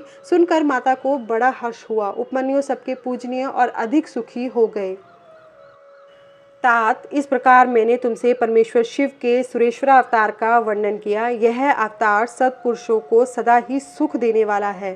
सुरेश्वर अवतार की यह कथा पाप को दूर करने वाली तथा संपूर्ण मनोवांछित फलों को देने वाली है। जो इसे भक्ति पूर्वक सुनता या सुनाता है वह संपूर्ण सुखों को भोग कर अंत में भगवान शिव को प्राप्त होता है। तदनंतर पार्वती के विवाह प्रसंग में हुए जटिल नर्तक तथा द्विज अवतारों की, फिर अश्वत्थामा अवतार की बात कहकर नंदीश्वर जी आगे कहते हैं, बुद्धिमान सनत कुमार जी, अब तुम पिनाकधारी भगवान शिव के किरात नामक अवतार का वर्णन सुनो। उस अवतार में उन्होंने मूक नामक दैत्य का वध और प्रसन्न होकर अर्जुन को वर प्रदान किया था। जब सुयोधन ने महाबली पांडवों को जुए में जीत लिया तब वे सती साध्वी द्रौपदी के साथ द्वैत वन में चले आए। वहीं वे पांडव सूर्य द्वारा दी हुई बटलोई का आश्रय लेकर सुखपूर्वक अपना समय बिताने लगे। प्रियवर, उसी समय सुयोधन ने आदर पूर्वक मुनिवर दुर्वासा को छल करने के प्रयोजन से पांडवों के निकट जाने के लिए प्रेरित किया। तब महर्षि दुर्वासा अपने 10,000 शिष्यों के साथ आनंद पूर्वक वहां गए और पांडवों से मनोनुकूल भोजन की याचना की। तब उन सभी पांडवों ने उनकी प्रार्थना स्वीकार करके दुर्वासा आदि तपस्वी मुनियों को स्नान करने के लिए भेजा। मुनीश्वर इधर अनाभाव के कारण वे सभी पांडव बड़े संकट में पड़ गए और मन ही मन प्राण त्याग देने का विचार करने लगे। तब द्रौपदी ने श्री कृष्ण का स्मरण किया। वे तत्काल ही वहां आ पहुंचे और शाक का भोग लगाकर उन सभी तपस्वियों को तृप्त कर दिया। फिर तो महर्षि दुर्वासा अपने शिष्यों को तृप्त हुआ जानकर वहां से चलते बने। इस प्रकार श्री कृष्ण की कृपा से उस समय पांडव संकट से मुक्त हुए। तदनंतर भगवान श्री कृष्ण ने पांडवों को शिवजी की आराधना करने की संपत्ति दी। फिर व्यास जी ने भी आकर उन्हें शंकर के समाराधन का आदेश देते हुए कहा, शिव जी संपूर्ण दुखों का विनाश करने वाले हैं। वे भक्ति करने से थोड़े ही समय में प्रसन्न हो जाते हैं। इसलिए सभी लोगों को शंकर जी की सेवा करनी चाहिए। वे महेश्वर प्रसन्न होने पर भक्तों की सारी अभिलाषाएं पूर्ण कर देते हैं। यहाँ तक कि वे इस लोक में सारा भोग और परलोक में मोक्ष तक दे डालते हैं। यह बिल्कुल निश्चित बात है। इसलिए भुक्ति मुक्ति रूपी फल की कामना वाले मनुष्यों को सदा शंभु की सेवा करनी चाहिए, क्योंकि भगवान शंकर साक्षात परम पुरुष, दुष्टों के संहारक और सत्पुरुषों के आश्रय स्वरूप हैं। अब अर्जुन पहले दृढ़ता पूर्वक शक्र विद्या का जप करे, तब इंद्र पहले परीक्षा लेंगे, पीछे संतुष्ट हो जाएंगे। प्रसन्न होने पर वे सर्वदा विघ्नों का नाश करते रहेंगे और फिर शिवजी का श्रेष्ठ मंत्र प्रदान करेंगे। नंदीश्वर जी कहते हैं, मुने, इतना कहकर व्यास जी अर्जुन को बुलाकर उन्हें शक्र विद्या का उपदेश देने को उद्यत हुए। तब तीक्ष्ण बुद्धि अर्जुन ने स्नान करके पूर्व मुख बैठकर उस विद्या को ग्रहण कर लिया। फिर उदार बुद्धि मुनिवर व्यास ने अर्जुन को पार्थिव लिंग के पूजन का विधान बतलाकर उनसे कहा। व्यास जी बोले, पार्थ, अब तुम यहाँ से परम रमणीय इंद्रकील पर्वत पर जाओ और वहाँ जाह्नवी के तट पर बैठकर सम्यक रूप से तपस्या करो। यह विद्या अदृश्य रूप से सदा तुम्हारा हित करती रहेगी। अर्जुन को ऐसा आशीर्वाद देकर व्यास जी पांडवों से कहने लगे, नृपश्रेष्ठों, तुम सब लोग धर्म पर दृढ़ बने रहो, इससे तुम्हें सर्वदा श्रेष्ठ सिद्धि प्राप्त होगी। इसमें अन्यथा विचार करने की आवश्यकता नहीं है। नंदीश्वर जी कहते हैं, मुने, इस प्रकार मुनिवर व्यास उन पांडवों को आशीर्वाद दे तथा शिवजी के चरण कमलों का स्मरण करके तुरंत ही अंतर्धान हो गए। उधर शिव मंत्र के धारण करने से अर्जुन में भी अनुपम तेज व्याप्त हो गया। वे उस समय उद्दीप्त हो उठे। अर्जुन को देखकर सभी पांडवों को निश्चय हो गया कि अवश्य ही हमारी विजय होगी, क्योंकि अर्जुन में विपुल तेज उत्पन्न हो गया है। तब उन्होंने अर्जुन से कहा, व्यास जी के कथन से ऐसा प्रतीत होता है कि इस कार्य को केवल तुम ही कर सकते हो, यह दूसरे के द्वारा कभी भी सिद्ध नहीं हो सकता। अतः जाओ और हम लोगों का जीवन सफल बनाओ। तब अर्जुन ने चारों भाइयों तथा द्रौपदी से अनुमति मांगी। उन लोगों को अर्जुन के विछोह का दुख तो हुआ, पर कार्य की महत्ता देखकर सभी ने अनुमति दे दी। फिर तो अर्जुन मन ही मन प्रसन्न होते हुए उस उत्तम पर्वत इंद्रकील को चले गए। वहां पहुंचकर वे गंगा जी के समीप एक मनोरम स्थान पर, जो स्वर्ग से भी उत्तम और अशोक वन से सुशोभित था, ठहर गए।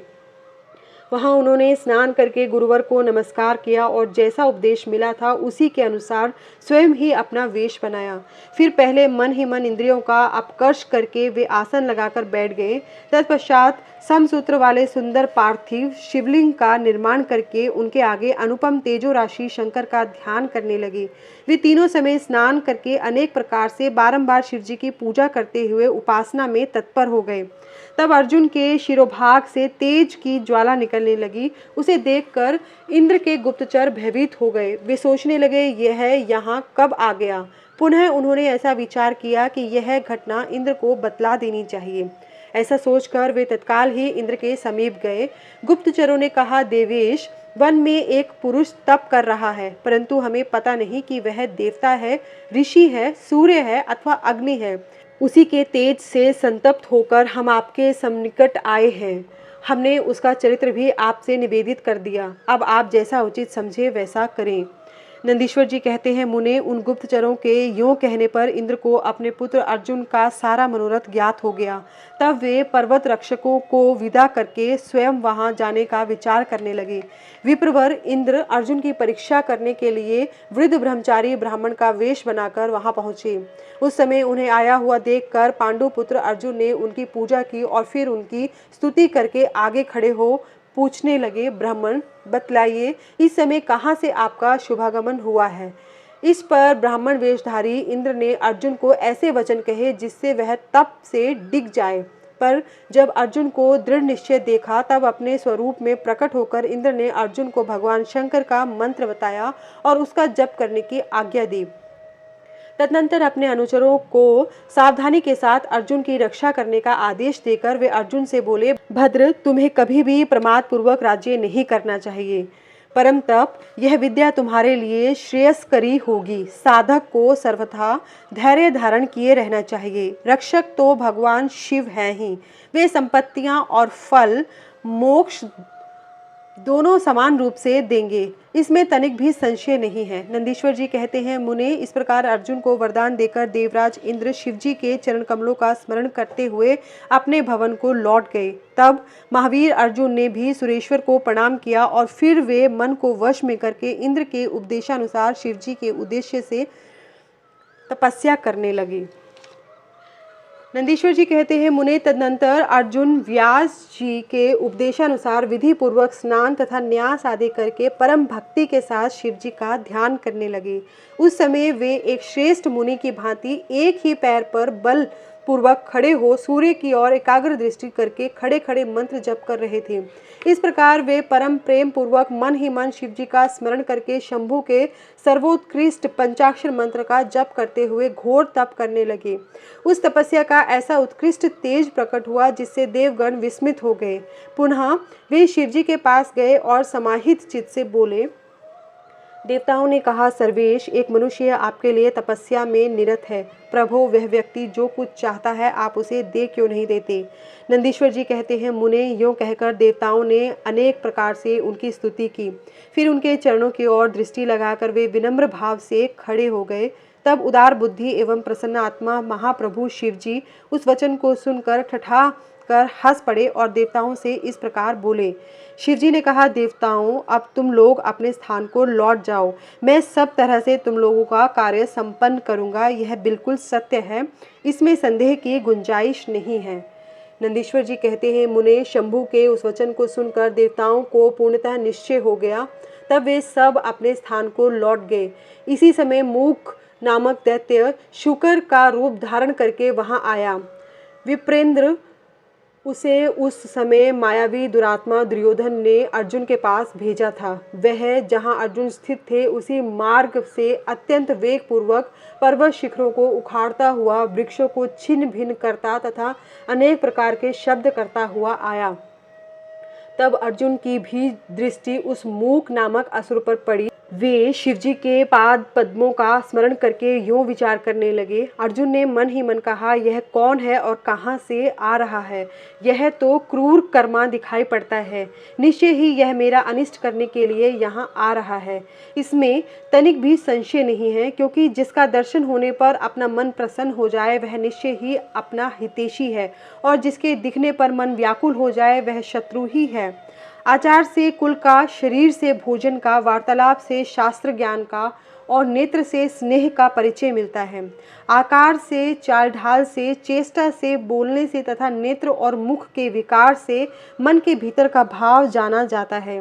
नेत्र 4 प्रकार के कहे गए हैं: उज्ज्वल, सरस, तिरछे और लाल। विद्वानों ने इनका भाव भी पृथक पृथक बतलाया है। नेत्र मित्र का संयोग होने पर उज्ज्वल, पुत्र दर्शन करने के समय सरस, कामिनी के प्राप्त होने पर वक्र और शत्रु के दिख जाने पर लाल हो जाते हैं। इस नियम के अनुसार इसे देखते ही मेरी सारी इंद्रियां कलुषित हो उठी हैं।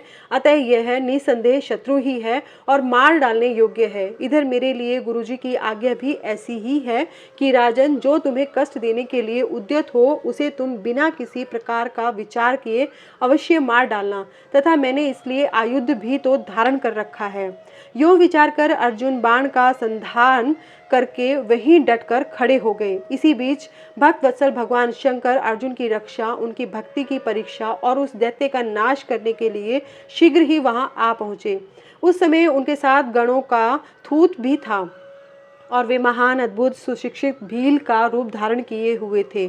उनकी कांच बंधी थी और उन्होंने वस्त्र खंडों से ईशान ध्वज बांध रखा था। उनके शरीर पर श्वेत धारियां चमक रही थी।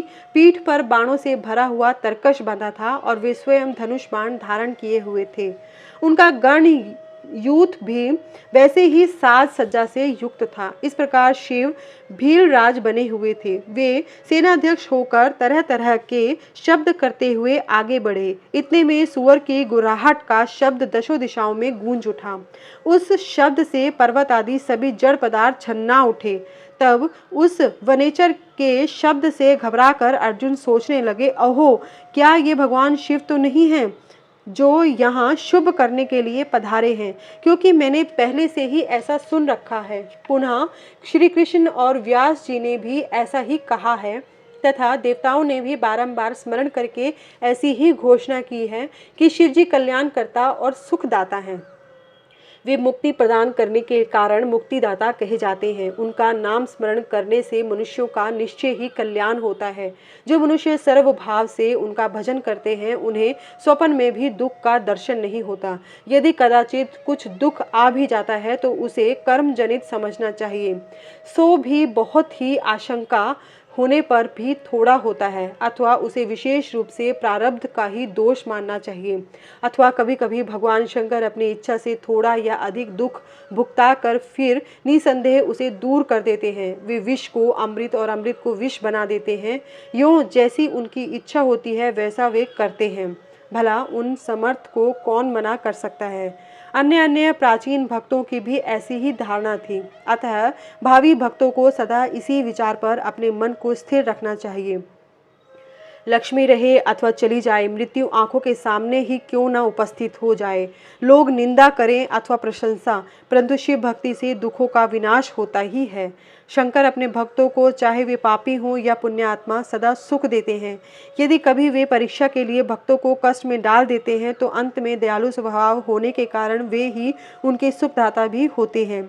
फिर तो वह भक्त उसी प्रकार निर्मल हो जाता है जैसे आग में तपाया हुआ सोना शुद्ध हो जाता है।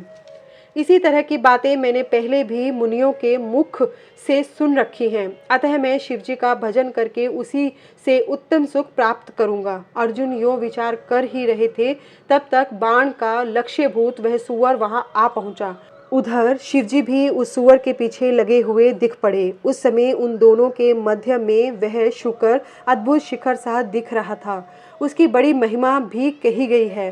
तब भक्तवत्सल भगवान शंकर अर्जुन की रक्षा के लिए बड़े वेग से आगे बढ़े। इसी समय उन दोनों ने उस शुकर पर बाण चलाया। शिवजी के बाण का लक्ष्य उसका पुंछ भाग था और अर्जुन ने उसके मुख को अपना निशाना बनाया था। शिवजी का बाण उसके पुंछ भाग से प्रवेश करके मुख के रास्ते निकल गया और शीघ्र ही भूमि में विलीन हो गया तथा अर्जुन का बाण उसके पिछले भाग से निकलकर बगल में ही गिर पड़ा। तब वह शुकर रूपधारी दैत्य उसी क्षण मरकर भूतल पर गिर पड़ा। उस समय देवताओं को महान हर्ष प्राप्त हुआ। उन्होंने पहले तो जय जयकार करते हुए पुष्पों की वृष्टि की, फिर वे बारंबार नमस्कार करके स्तुति करने लगे। उस समय उन दोनों ने दैत्य के उस क्रूर रूप की ओर दृष्टिपात किया। उसे देखकर शिवजी का मन संतुष्ट हो गया और अर्जुन को महान सुख प्राप्त हुआ। तत्पश्चात अर्जुन मन ही मन विशेष रूप से सुख का अनुभव करते हुए कहने लगे, अहो, यह श्रेष्ठ दैत्य परम अद्भुत रूप धारण करके मुझे मारने के लिए ही आया था, परंतु शिवजी ने ही मेरी रक्षा की है। निसंदेह उन परमेश्वर ने ही आज इसे मारने के लिए मेरी बुद्धि को प्रेरित किया है। ऐसा विचार कर अर्जुन ने शिव नाम संकीर्तन किया और फिर बारंबार उनके चरणों में प्रणाम करके उनकी स्तुति की। नंदीश्वर जी कहते हैं, महाज्ञानी सनत कुमार जी, अब परमात्मा शिव की लीला को श्रवण करो जो भक्त वत्सलता से युक्त तथा उनकी दृढ़ता से भरी हुई है। तदनंतर शिवजी ने उस बाण को लाने के लिए तुरंत ही अपने अनुचर को भेजा। उधर अर्जुन भी उसी निमित्त वहां आए। इस प्रकार एक ही समय में रुद्रानुचर तथा अर्जुन दोनों बाण उठाने के लिए वहां पहुंचे। तब अर्जुन ने उसे डरा धमका कर अपना बाण उठा लिया। यह देखकर उस अनुचर ने कहा, ऋषि सत्तम, आप क्यों इस बाण को ले रहे हैं? यह हमारा सहायक है, इसे छोड़ दीजिए। भील राज के उस अनुचर द्वारा यों कहे जाने पर मुनिश्रेष्ठ अर्जुन ने शंकर जी का स्मरण किया और इस प्रकार कहा। अर्जुन बोले, वनिचर, तू बड़ा मूर्ख है, तू बिना समझे बूझे क्या बोल रहा है? इस बाण को तो मैंने अभी अभी छोड़ा है, फिर यह तेरा कैसे? इसकी धारियों तथा पिच्छों पर मेरा ही नाम अंकित है, फिर यह तेरा कैसे हो गया? ठीक है, तेरा कुटिल स्वभाव छूटना कठिन है। नंदीश्वर जी कहते हैं, मुने, अर्जुन का वह कथन सुनकर भील रूपी गणेश्वर को हंसी आ गई। तब वह ऋषि रूप में वर्तमान अर्जुन को यों उत्तर देते हुए बोला, रे तापस, सुन, जान पड़ता है तू तपस्या नहीं कर रहा था, केवल तेरा वेश ही तपस्वी का है, क्योंकि सच्चा तपस्वी छल कपट नहीं करता। भला जो मनुष्य तपस्या में निरत होता है वह कैसे मिथ्या भाषण करेगा एवं कैसे छल करेगा? अरे तू मुझे अकेला मत समझ, तुझे ज्ञात होना चाहिए कि मैं एक सेना का अधिपति हूँ। हमारे स्वामी बहुत से वंचारी भीलों के साथ वहाँ बैठे हैं। वे विग्रह तथा अनुग्रह करने में सर्वथा समर्थ हैं। यह बाण जिसे तूने अभी उठा लिया है उन्हीं का है। यह बाण कभी तेरे पास टिक नहीं सकेगा। तापस, तू क्यों अपनी तपस्या का फल नष्ट करना चाहता है? मैंने तो ऐसा सुन रखा है कि चोरी करने से, छल पूर्वक किसी को कष्ट पहुंचाने से, विस्मय करने से तथा सत्य का त्याग करने से प्राणी का तप क्षीण हो जाता है। यह बिल्कुल सत्य है। ऐसी दशा में तुझे अब तप का फल कैसे प्राप्त होगा? उस बाण को ले लेने से तू तप से च्युत तथा कृतघ्न हो जाएगा, क्योंकि निश्चय ही यह मेरे स्वामी का बाण है और तेरी रक्षा के लिए ही उन्होंने इसे छोड़ा था। इस बाण से तो उन्होंने शत्रु को मार ही डाला और फिर बाण को भी सुरक्षित रखा। तू तो महान कृतघ्न था, तपस्या में अमंगल करने वाला है। जब तू सत्य नहीं बोल रहा है तब फिर इस तप से सिद्धि की अभिलाषा कैसे करता है? अथवा यदि तुझे बाण से ही प्रयोजन है तो मेरे स्वामी से मांग ले, वे स्वयं इस प्रकार के बहुत से बाण तुझे दे सकते हैं। मेरे स्वामी आज यहाँ वर्तमान हैं, तू उनसे क्यों नहीं याचना करता? तू तो उपकार का परित्याग करके अपकार करना चाहता है तथा अभी अभी कर रहा है। यह तेरे लिए उचित नहीं है, तू चपलता छोड़ दे। इस पर कुपित होकर अर्जुन ने उससे कई बातें कहीं। दोनों में बड़ा विवाद हुआ। अंत में अर्जुन ने कहा, वंचारी भील, तू सार बात सुन ले। जिस समय तेरा स्वामी आएगा उस समय मैं उसे उसका फल चखाऊंगा। तेरे साथ युद्ध करना तो मुझे शोभा नहीं देता, अतः मैं तेरे स्वामी के साथ ही लोहा लूंगा, क्योंकि सिंह और गीदड़ का युद्ध उपहासास्पद ही माना जाता है। भील, तूने मेरी बात तो सुन ली है, अब तू मेरे महान बल को भी देख। जा अपने स्वामी के पास लौट जा, अथवा जैसी तेरी इच्छा हो वैसा कर। नंदीश्वर जी कहते हैं, मुने अर्जुन के यूं कहने पर वह भील जहाँ शिवावतार सेनापति किरात विराजमान थे वहां गया और उन भील राज से अर्जुन का सारा वचन विस्तार पूर्वक कह सुनाया। उसके बात सुनकर उन किरातेश्वर को महान हर्ष हुआ। तब भील रूपधारी भगवान शंकर अपनी सेना के साथ वहां गए। उधर पांडुपुत्र अर्जुन ने भी जब किरात की उस सेना को देखा तब वे भी धनुष बाण ले सामने आकर डट गए। तदनंतर किरात ने पुनः उस दूत को भेजा और उसके द्वारा भरतवंशी महात्मा अर्जुन से यूं कहलवाया। किरात ने कहा, तपस्विन तनिक इस सेना की ओर तो दृष्टिपात करो। अरे अब तुम बाण छोड़कर जल्दी भाग जाओ। क्यों तुम इस समय एक सामान्य काम के लिए प्राण गंवाना चाहते हो? तुम्हारे भाई दुख से पीड़ित हैं, स्त्री तो उनसे भी बढ़कर दुखी है। मेरा तो ऐसा विचार है कि ऐसा करने से पृथ्वी भी तुम्हारे हाथ से चली जाएगी। नंदीश्वर जी कहते हैं, मुने जब अर्जुन की सब तरह से रक्षा करने के लिए किरात रूपधारी परमेश्वर शंभु ने उनकी भक्ति की दृढ़ता की परीक्षा के निमित्त ऐसी बात कही, तब वह शिवदूत उसी समय अर्जुन के पास पहुंचा और उसने वह सारा वृत्तांत उनसे विस्तार पूर्वक कह सुनाया। उसकी बात सुनकर अर्जुन ने उस समागत दूत से पुनः कहा, दूत तुम जाकर अपने सेनापति से कहो कि तुम्हारे कथनानुसार करने से सारी बातें विपरीत हो जाएंगी। यदि मैं तुम्हें बाण दे दूं तो निसंदेह मैं अपने कुल को दूषित करने वाला सिद्ध होऊंगा, क्योंकि यह बाण मेरा है। इसलिए भले ही मेरे भाई दुखार्थ हो जाएं और मेरी सारी विद्याएं निष्फल हो जाएं, परंतु तुम आओ तो सही। मैंने ऐसा कभी नहीं सुना है कि कहीं सिंह गीदड़ से डर गया हो। इसी प्रकार राजा कभी भी वनेचर से भयभीत नहीं हो सकता। नंदीश्वर जी कहते हैं, मुने अर्जुन के यूं कहने पर वह दूत पुनः अपने स्वामी के पास लौट गया और उसने अर्जुन की कही हुई सारी बातें उनके सामने विशेष रूप से निवेदन कर दी। उन्हें सुनकर किरात वेशधारी सेनानायक महादेव जी अपनी सेना के साथ अर्जुन के सम्मुख आए। उन्हें आया हुआ देखकर अर्जुन ने शिवजी का ध्यान किया, फिर निकट जाकर उनके साथ अत्यंत भीषण संग्राम छेड़ दिया। इस प्रकार गणों सहित महादेव जी के साथ अर्जुन का घोर युद्ध हुआ। अंत में अर्जुन ने शिवजी के चरण कमल का ध्यान किया। उनका ध्यान करने से अर्जुन का बल बढ़ गया। तब वे शंकर जी के दोनों पैर पकड़कर उन्हें घुमाने लगे। उस समय भक्तवत्सल महादेव जी हंस रहे थे। मुने भक्त पराधीन होने के कारण वे अर्जुन को अपनी दासता प्रदान करना चाहते थे, इसलिए उन्होंने ऐसी लीला रची थी, अन्यथा ऐसा होना सर्वथा असंभव था। तत्पश्चात शंकर जी ने भक्त परवशता के कारण मुस्कुराकर वहीं अपना सौम्य एवं अद्भुत रूप सहसा प्रकट कर दिया। पुरुषोत्तम शिवजी का जो स्वरूप वेदों, शास्त्रों तथा पुराणों में वर्णित है तथा व्यास जी ने अर्जुन को ध्यान करने के लिए जिस सर्व सिद्धिदाता रूप का उपदेश दिया था, शिवजी ने वही रूप दिखाया। तब ध्यान द्वारा प्राप्त होने वाले शिवजी के उस सुंदर रूप को देखकर अर्जुन को महान विस्मय हुआ। फिर वे लज्जित होकर स्वयं पश्चाताप करने लगे। अहो, जिनको मैंने प्रमुख रूप से वर्ण किया है वे त्रिलोकी के अधीश्वर कल्याणकर्ता साक्षात स्वयं शिव तो ये ही हैं। हाय, इस समय मैंने यह क्या कर डाला। अहो, भगवान शिव की माया बड़ी बलवती है, वह बड़े बड़े मायावियों को भी मोह में डाल देती है। फिर मेरी तो बिसात ही क्या है। उन्हीं प्रभु ने अपने रूप को छिपाकर यह कौन सी लीला रची है। मैं तो उनके द्वारा छला गया। इस प्रकार अपनी बुद्धि से भली भांति विचार करके अर्जुन ने प्रेम पूर्वक हाथ जोड़ एवं मस्तक झुकाकर भगवान शिव को प्रणाम किया। फिर खिन्न मन से यूं कहा। अर्जुन बोले, देवादिदेव महादेव, आप तो बड़े कृपालु तथा भक्तों के कल्याण करता हैं। सर्वेश, आपको मेरा अपराध क्षमा कर देना चाहिए। इस समय आपने अपने रूप को छिपाकर यह कौन सा खेल किया है। आपने तो मुझे छल लिया। प्रभो, आप स्वामी के साथ युद्ध करने वाले मुझको धिक्कार है। नंदीश्वर जी कहते हैं, मुने इस प्रकार पांडुपुत्र अर्जुन को महान पश्चाताप हुआ।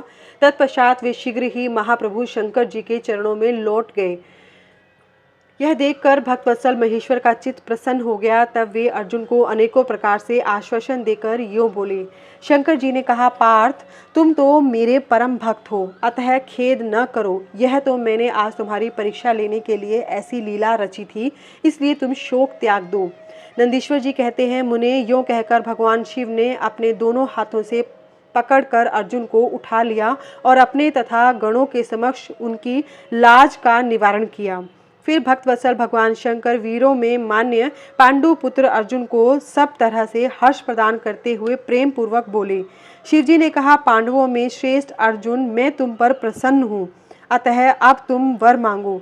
इस तरह तुमने जो मुझ पर प्रहार एवं आघात किया है उसे मैंने अपनी पूजा मान लिया है। साथ ही यह सब तो मैंने अपनी इच्छा से किया है, इसमें तुम्हारा अपराध ही क्या है। अतः तुम्हारी जो लालसा हो वह मांग लो, क्योंकि मेरे पास कोई भी ऐसी वस्तु नहीं है जो तुम्हारे लिए अदेय हो। यह जो कुछ हुआ है वह शत्रुओं में तुम्हारे यश और राज्य की स्थापना के लिए अच्छा ही हुआ है। तुम्हें इसका दुख नहीं मानना चाहिए। अब तुम अपनी सारी घबराहट छोड़ दो। नंदीश्वर जी कहते हैं, मुने भगवान शंकर के यूँ कहने पर अर्जुन भक्ति पूर्वक सावधानी से खड़े होकर शंकर जी से बोले।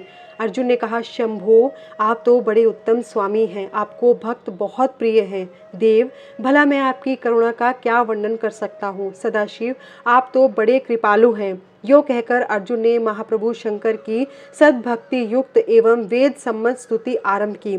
अर्जुन बोले, आप देवादिदेव को नमस्कार है, कैलाशवासीन आपको प्रणाम है, सदाशिव आपको अभिवादन है, पंचमुख परमेश्वर आपको मैं सिर झुकाता हूँ। आप जटाधारी तथा 3 नेत्रों से विभूषित हैं, आपको बारंबार नमस्कार है। आप प्रसन्न मुख वाले तथा सहस्त्रों मुखों से युक्त हैं, आपको प्रणाम है। नीलकंठ, आपको मेरा नमस्कार प्राप्त हो। मैं सद्योजात को अभिवादन करता हूँ। वामांक में गिरिजा को धारण करने वाले वृषध्वज, आपको प्रणाम है। 10 भुजाधारी आप परमात्मा को पुनः पुनः अभिवादन है।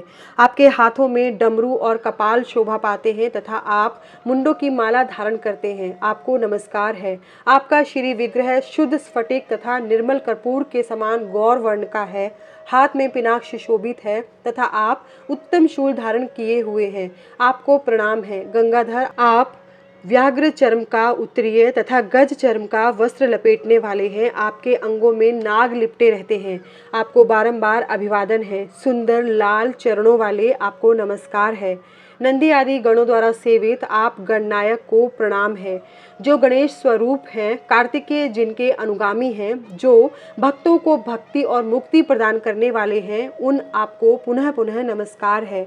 आप निर्गुण, सगुण, रूप रहित, रूपवान, कला युक्त तथा निष्कल हैं, आपको मैं बारंबार सिर झुकाता हूँ। जिन्होंने मुझ पर अनुग्रह करने के लिए किरात वेश धारण किया है, जो वीरों के साथ युद्ध करने के प्रेमी तथा नाना प्रकार की लीलाएं करने वाले हैं, उन महेश्वर को प्रणाम है। जगत में जो कुछ भी रूप दृष्टिगोचर हो रहा है वह सब आपका ही तेज कहा जाता है। आप चिद्रूप हैं और अन्वय भेद से त्रिलोकी में रमण कर रहे हैं। जैसे धूलि कणों की, आकाश में उदय हुई तारकाओं की तथा बरसते हुए जल की बूंदों की गणना नहीं की जा सकती, उसी प्रकार आपके गुणों की भी संख्या नहीं है। नाथ, आपके गुणों की गणना करने में तो वेद भी समर्थ नहीं है। मैं तो एक मंद बुद्धि व्यक्ति हूँ, फिर मैं आपका वर्णन कैसे कर सकता हूँ। महेशान, आप जो कोई भी हो, आपको मेरा नमस्कार है। महेश्वर, आप मेरे स्वामी हैं और मैं आपका दास हूँ, अतः आपको मुझ पर कृपा करनी चाहिए। नंदीश्वर जी कहते हैं, मुने अर्जुन द्वारा किए गए इस स्तवन को सुनकर भगवान शंकर का मन परम प्रसन्न हो गया। तब वे हंसते हुए पुनः अर्जुन से बोले। शंकर जी ने कहा, वत्स, अब अधिक कहने से क्या लाभ, तुम मेरी बात सुनो और अपना अभीष्ट वर मांग लो। इस समय तुम जो कुछ कहोगे वह सब मैं प्रदान करूंगा। नंदीश्वर जी कहते हैं, महर्षि, शंकर जी के यों कहने पर अर्जुन ने हाथ जोड़कर नतमस्तक हो सदाशिव को प्रणाम किया और फिर प्रेम पूर्वक गदगद वाणी से कहना आरंभ किया। अर्जुन ने कहा, विभो, आप तो स्वयं ही अंतर्यामी रूप से सबके अंदर विराजमान हैं, अतः घट घट की जानने वाले हैं। ऐसी दशा में मैं क्या कहूँ, तथापि मैं जो कुछ कहता हूँ उसे आप सुनिए। भगवान, मुझ पर शत्रुओं द्वारा जो संकट प्राप्त हुआ था वह तो आपके दर्शन से ही विनष्ट हो गया। अब जिस प्रकार मुझे इस लोक की परासिद्धि प्राप्त हो सके वैसी कृपा कीजिए। नंदीश्वर जी कहते हैं, मुने, इतना कहकर अर्जुन ने भक्त वत्सल भगवान शंकर को नमस्कार किया और फिर वे हाथ जोड़कर मस्तक झुकाए हुए उनके निकट खड़े हो गए। जब स्वामी शिवजी को यह ज्ञात हो गया कि यह पांडुपुत्र अर्जुन मेरा अनन्य भक्त है, तब वे भी परम प्रसन्न हुए। फिर उन महेश्वर ने अपने पाशुपत नामक अस्त्र को, जो सर्वथा समस्त प्राणियों के लिए दुर्जय है, अर्जुन को दे दिया और इस प्रकार कहा। शिवजी बोले, वत्स, मैंने तुम्हें अपना महान अस्त्र दे दिया है। इसे धारण करने से अब तुम समस्त शत्रुओं के लिए अजय हो जाओगे। जाओ, विजय लाभ करो। साथ ही मैं श्री कृष्ण से भी कहूँगा, वे तुम्हारी सहायता करेंगे, क्योंकि श्री कृष्ण मेरे आत्म स्वरूप भक्त और मेरा कार्य करने वाले हैं। भारत, मेरे प्रभाव से तुम निष्कंटक राज्य भोगो और अपने भाई युधिष्ठिर से सर्वदा नाना प्रकार के धर्म कार्य कराते रहो। नंदीश्वर जी कहते हैं, मुने, यूँ कहकर शंकर जी ने अर्जुन के मस्तक पर अपना कर कमल रख दिया और अर्जुन द्वारा पूजित हो वे शीघ्र ही अंतर्धान हो गए। इस प्रकार भगवान शंकर से वरदान और अस्त्र पाकर अर्जुन का मन प्रसन्न हो गया। तब वे अपने मुख्य गुरु शिव का भक्ति पूर्वक स्मरण करते हुए अपने आश्रम को लौट गए। वहाँ अर्जुन से मिलकर सभी भाइयों को ऐसा आनंद प्राप्त हुआ मानो मृतक शरीर में प्राण का संचार हो गया हो। उत्तम व्रत का पालन करने वाली द्रौपदी को अत्यंत सुख मिला। जब उन पांडवों को यह ज्ञात हुआ कि शिवजी परम संतुष्ट हो गए हैं, तब उनके हर्ष का पार नहीं रहा। उन्हें उस संपूर्ण वृतांत के सुनने से तृप्ति ही नहीं होती थी। उस समय उस आश्रम में महामनस्वी पांडवों का भला करने के लिए चंदन युक्त पुष्पों की वृष्टि होने लगी। तब उन्होंने हर्षपूर्वक संपत्ति दाता तथा कल्याणकर्ता शिव को नमस्कार किया और 13 वर्ष की अवधि को समाप्त हुई जानकर यह निश्चय किया कि अवश्य ही हमारी विजय होगी। इसी अवसर पर जब श्री कृष्ण को पता चला कि अर्जुन लौट कर आ गए हैं, तब यह समाचार सुनकर उन्हें बड़ा सुख मिला और वे अर्जुन से मिलने के लिए वहां पधारे तथा कहने लगे कि इसलिए मैंने कहा था कि शंकर जी संपूर्ण कष्टों का विनाश करने वाले हैं। मैं नित्य उनकी सेवा करता हूँ, अतः आप लोग भी उनकी सेवा करें। मुने, इस प्रकार मैंने शंकर जी के किरात नामक अवतार का वर्णन किया। जो इसे सुनता अथवा दूसरे को सुनाता है, उसकी सारी मनोकामनाएं पूर्ण हो जाती हैं। शिव भक्तों, शिवजी के 12 चतुर्लिंग अवतार का सविस्तार वर्णन आगे के अध्याय में हम पाठ करने जा रहे हैं। नंदीश्वर जी कहते हैं, मुने, अब तुम सर्वव्यापी भगवान शंकर के 12 अन्य ज्योतिर्लिंग स्वरूपी अवतारों का वर्णन श्रवण करो, जो अनेक प्रकार के मंगल करने वाले हैं। उनके नाम ये हैं: सौराष्ट्र में सोमनाथ, श्री शैल पर मल्लिकार्जुन, उज्जैनी में महाकाल, ओमकार में अमरेश्वर, हिमालय पर केदार, डाकनी में भीमशंकर, काशी में विश्वनाथ, गौतमी के तट पर त्र्यंबकेश्वर, चिताभूमि में वैद्यनाथ, दारुक वन में नागेश्वर, सेतु बंध पर रामेश्वर और शिवालय में घुष्मेश्वर। मुने, परमात्मा शंभु के ये ही वे 12 अवतार हैं। ये दर्शन और स्पर्श करने से मनुष्य को सब प्रकार का आनंद प्रदान करते हैं। मुने, उनमें पहला अवतार सोमनाथ का है। यह चंद्रमा के दुख का विनाश करने वाला है। इनका पूजन करने से क्षय और कुष्ठ आदि रोगों का नाश हो जाता है। यह सोमेश्वर नामक शिवावतार सौराष्ट्र नामक पावन प्रदेश में लिंग रूप में स्थित है। पूर्व काल में चंद्रमा ने इनकी पूजा की थी। वहीं संपूर्ण पापों का विनाश करने वाला एक चंद्र कुंड है, जिसमें स्नान करने से बुद्धिमान मनुष्य संपूर्ण रोगों से मुक्त हो जाता है। परमात्मा शिव के सोमेश्वर नामक महालिंग का दर्शन करने से मनुष्य पाप से छूट जाता है और उसे भोग और मोक्ष सुलभ हो जाते हैं। तात शंकर जी का मल्लिकार्जुन नामक दूसरा अवतार श्री शैल पर हुआ। वह भक्तों को अभीष्ट फल प्रदान करने वाला है। मुने, भगवान शिव परम प्रसन्नता पूर्वक अपने निवास भूत कैलाश गिरी से लिंग रूप में श्री शैल पर पधारे। पुत्र प्राप्ति के लिए इनकी स्तुति की जाती है। मुने, यह जो दूसरा ज्योतिर्लिंग है, वह दर्शन और पूजन करने से महान सुख प्रदान करता है और अंत में मुक्ति भी प्रदान करता है। इसमें तनिक भी संशय नहीं है। तात शंकर जी का महाकाल नामक तीसरा अवतार उज्जैनी नगरी में हुआ। वह अपने भक्तों की रक्षा करने वाला है। एक बार रतनमाल निवासी दूषण नामक असुर, जो वैदिक धर्म का विनाशक, विप्रद्रोही तथा सब कुछ नष्ट करने वाला था, उज्जैनी में जा पहुंचा। तब वेद नामक ब्राह्मण के पुत्र ने शिवजी का ध्यान किया। फिर तो शंकर जी ने तुरंत ही प्रकट होकर हुंकार द्वारा उस असुर को भस्म कर दिया। तत्पश्चात अपने भक्तों का सर्वथा पालन करने वाले शिव देवताओं के प्रार्थना करने पर महाकाल नामक ज्योतिर्लिंग स्वरूप से वहीं प्रतिष्ठित हो गए। इन महाकाल नामक लिंग का प्रयत्न पूर्वक दर्शन और पूजन करने से मनुष्य की सारी कामनाएं पूर्ण हो जाती हैं और अंत में उसे परम गति प्राप्त होती है। परम आत्म बल से संपन्न परमेश्वर शंभु ने भक्तों को अभीष्ट फल प्रदान करने वाला ओंकार नामक चौथा अवतार धारण किया। मुने विंध्यगिरि ने भक्ति पूर्वक विधि विधान से शिवजी का पार्थिव लिंग स्थापित किया। उसी लिंग से विंध्य का मनोरथ पूर्ण करने वाले महादेव प्रकट हुए। तब देवताओं के प्रार्थना करने पर भुक्ति मुक्ति के प्रदाता भक्त वत्सल लिंग रूपी शंकर वहां 2 रूपों में विभक्त हो गए। मुनीश्वर उनमें एक भाग ओंकार में ओंकारेश्वर नाम उत्तम लिंग के रूप में प्रतिष्ठित हुआ तथा दूसरा पार्थिव लिंग परमेश्वर नाम से प्रसिद्ध हुआ। मुने इन दोनों में जिस किसी का भी दर्शन पूजन किया जाए उसे भक्तों की अभिलाषा पूर्ण करने वाला समझना चाहिए। महामुने, इस प्रकार मैंने तुम्हें इन दोनों महादिव्य ज्योतिर्लिंगों का वर्णन सुना दिया। परमात्मा शिव के 5वें अवतार का नाम है केदारेश। वह केदार में ज्योतिर्लिंग रूप से स्थित है। मुने वहाँ श्री हरि के जो नर नारायण नामक अवतार हैं, उनके प्रार्थना करने पर शिवजी हिमगिरी के केदार शिखर पर स्थित हो गए। वे दोनों उस केदारेश्वर लिंग की नित्य पूजा करते हैं।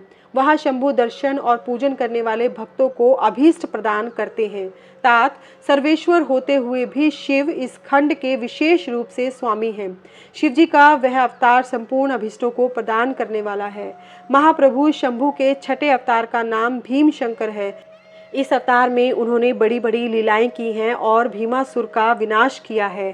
काम रूप देश के अधिपति राजा सुदक्षिण शिवजी के भक्त थे। भीमासुर उन्हें पीड़ित कर रहा था। तब शंकर जी ने अपने भक्त को दुख देने वाले उस अद्भुत असुर का वध करके उनकी रक्षा की। फिर राजा सुदक्षिण के प्रार्थना करने पर स्वयं शंकर जी डाकनी में भीम शंकर नामक ज्योतिर्लिंग स्वरूप से स्थित हो गए। मुने, जो समस्त ब्रह्मांड स्वरूप तथा भोग मोक्ष का प्रदाता है, वह विश्वेश्वर नामक 7वां अवतार काशी में हुआ। मुक्तिदाता सिद्ध स्वरूप स्वयं भगवान शंकर अपनी पूरी काशी में ज्योतिर्लिंग रूप में स्थित हैं।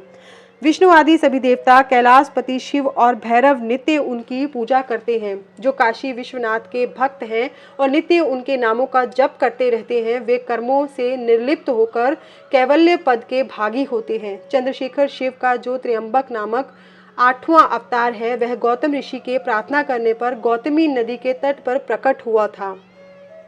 गौतम की प्रार्थना से उन मुनि को प्रसन्न करने के लिए शंकर जी प्रेम पूर्वक ज्योतिर्लिंग स्वरूप से वहां अचल होकर स्थित हो गए।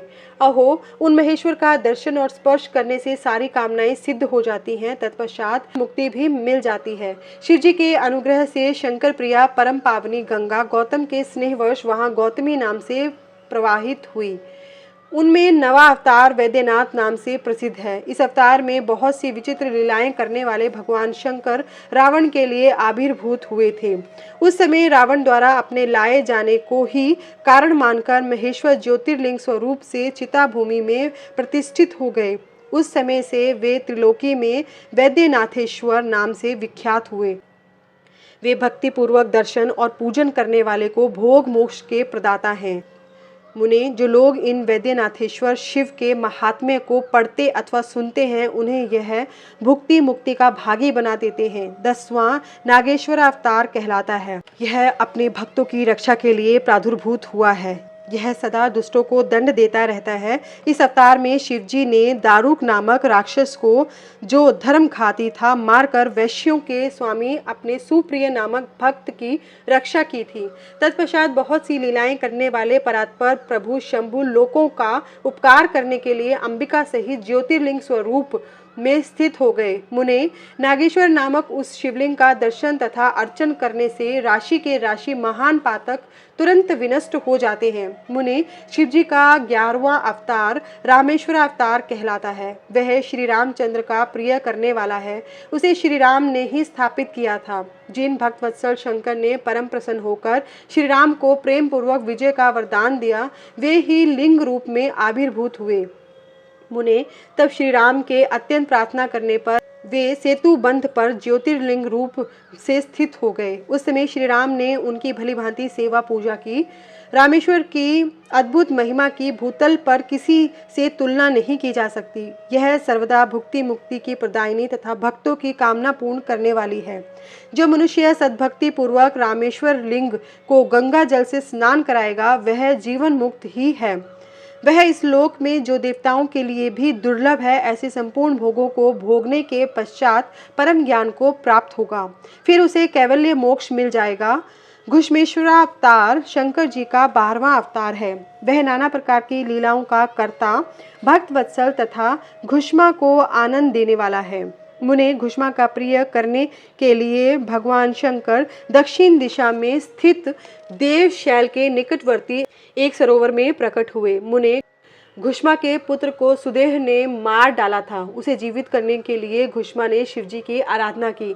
तब उनकी भक्ति से संतुष्ट होकर भक्त वत्सल शंभु ने उनके पुत्र को बचा लिया। तदनंतर कामनाओं के पूरक शंभु घुष्मा की प्रार्थना से उस तड़ाग में ज्योतिर्लिंग रूप से स्थित हो गए। उस समय उनका नाम घुश्मेश्वर हुआ। मनुष्य उस शिवलिंग का भक्ति पूर्वक दर्शन तथा पूजन करता है वह इस लोक में संपूर्ण सुखों को भोग कर अंत में मुक्ति लाभ करता है। सनत कुमार जी कहते हैं, इस प्रकार मैंने तुमसे इन 12 दिव्य ज्योतिर्लिंगों का वर्णन किया। ये सभी भोग और मोक्ष के प्रदाता हैं। जो मनुष्य ज्योतिर्लिंगों की इस कथा को पढ़ता अथवा सुनाता है वह संपूर्ण पापों से मुक्त हो जाता है तथा भोग मोक्ष को प्राप्त करता है। इस प्रकार मैंने इस शतरुद्र नाम की संहिता का वर्णन कर दिया। यह शिव के 100 अवतारों की उत्तम कीर्ति से संपन्न तथा संपूर्ण अभिष्ट फलों को देने वाली है। जो मनुष्य इसे नित्य समाहित चित्त से पढ़ता अथवा सुनता है उसकी सारी लालसाएं पूर्ण हो जाती हैं और अंत में उसे निश्चय ही मुक्ति मिल जाती है। नमः शिवाय। इसी के साथ श्री शिव पुराण की तीसरी संहिता शतरुद्र संहिता संपूर्ण होती है। नमः शिवाय। कल के अध्याय में हम श्री शिव पुराण की चौथी संहिता कोटि रुद्र संहिता प्रारंभ करेंगे, जिसमें शुरुआत में हम 12 ज्योतिर्लिंगों तथा उनके उपलिंगों का जो वर्णन किया है और उनके दर्शन पूजन की जो महिमा कही गई है उसका पाठ करेंगे। नमः शिवाय। धन्यवाद।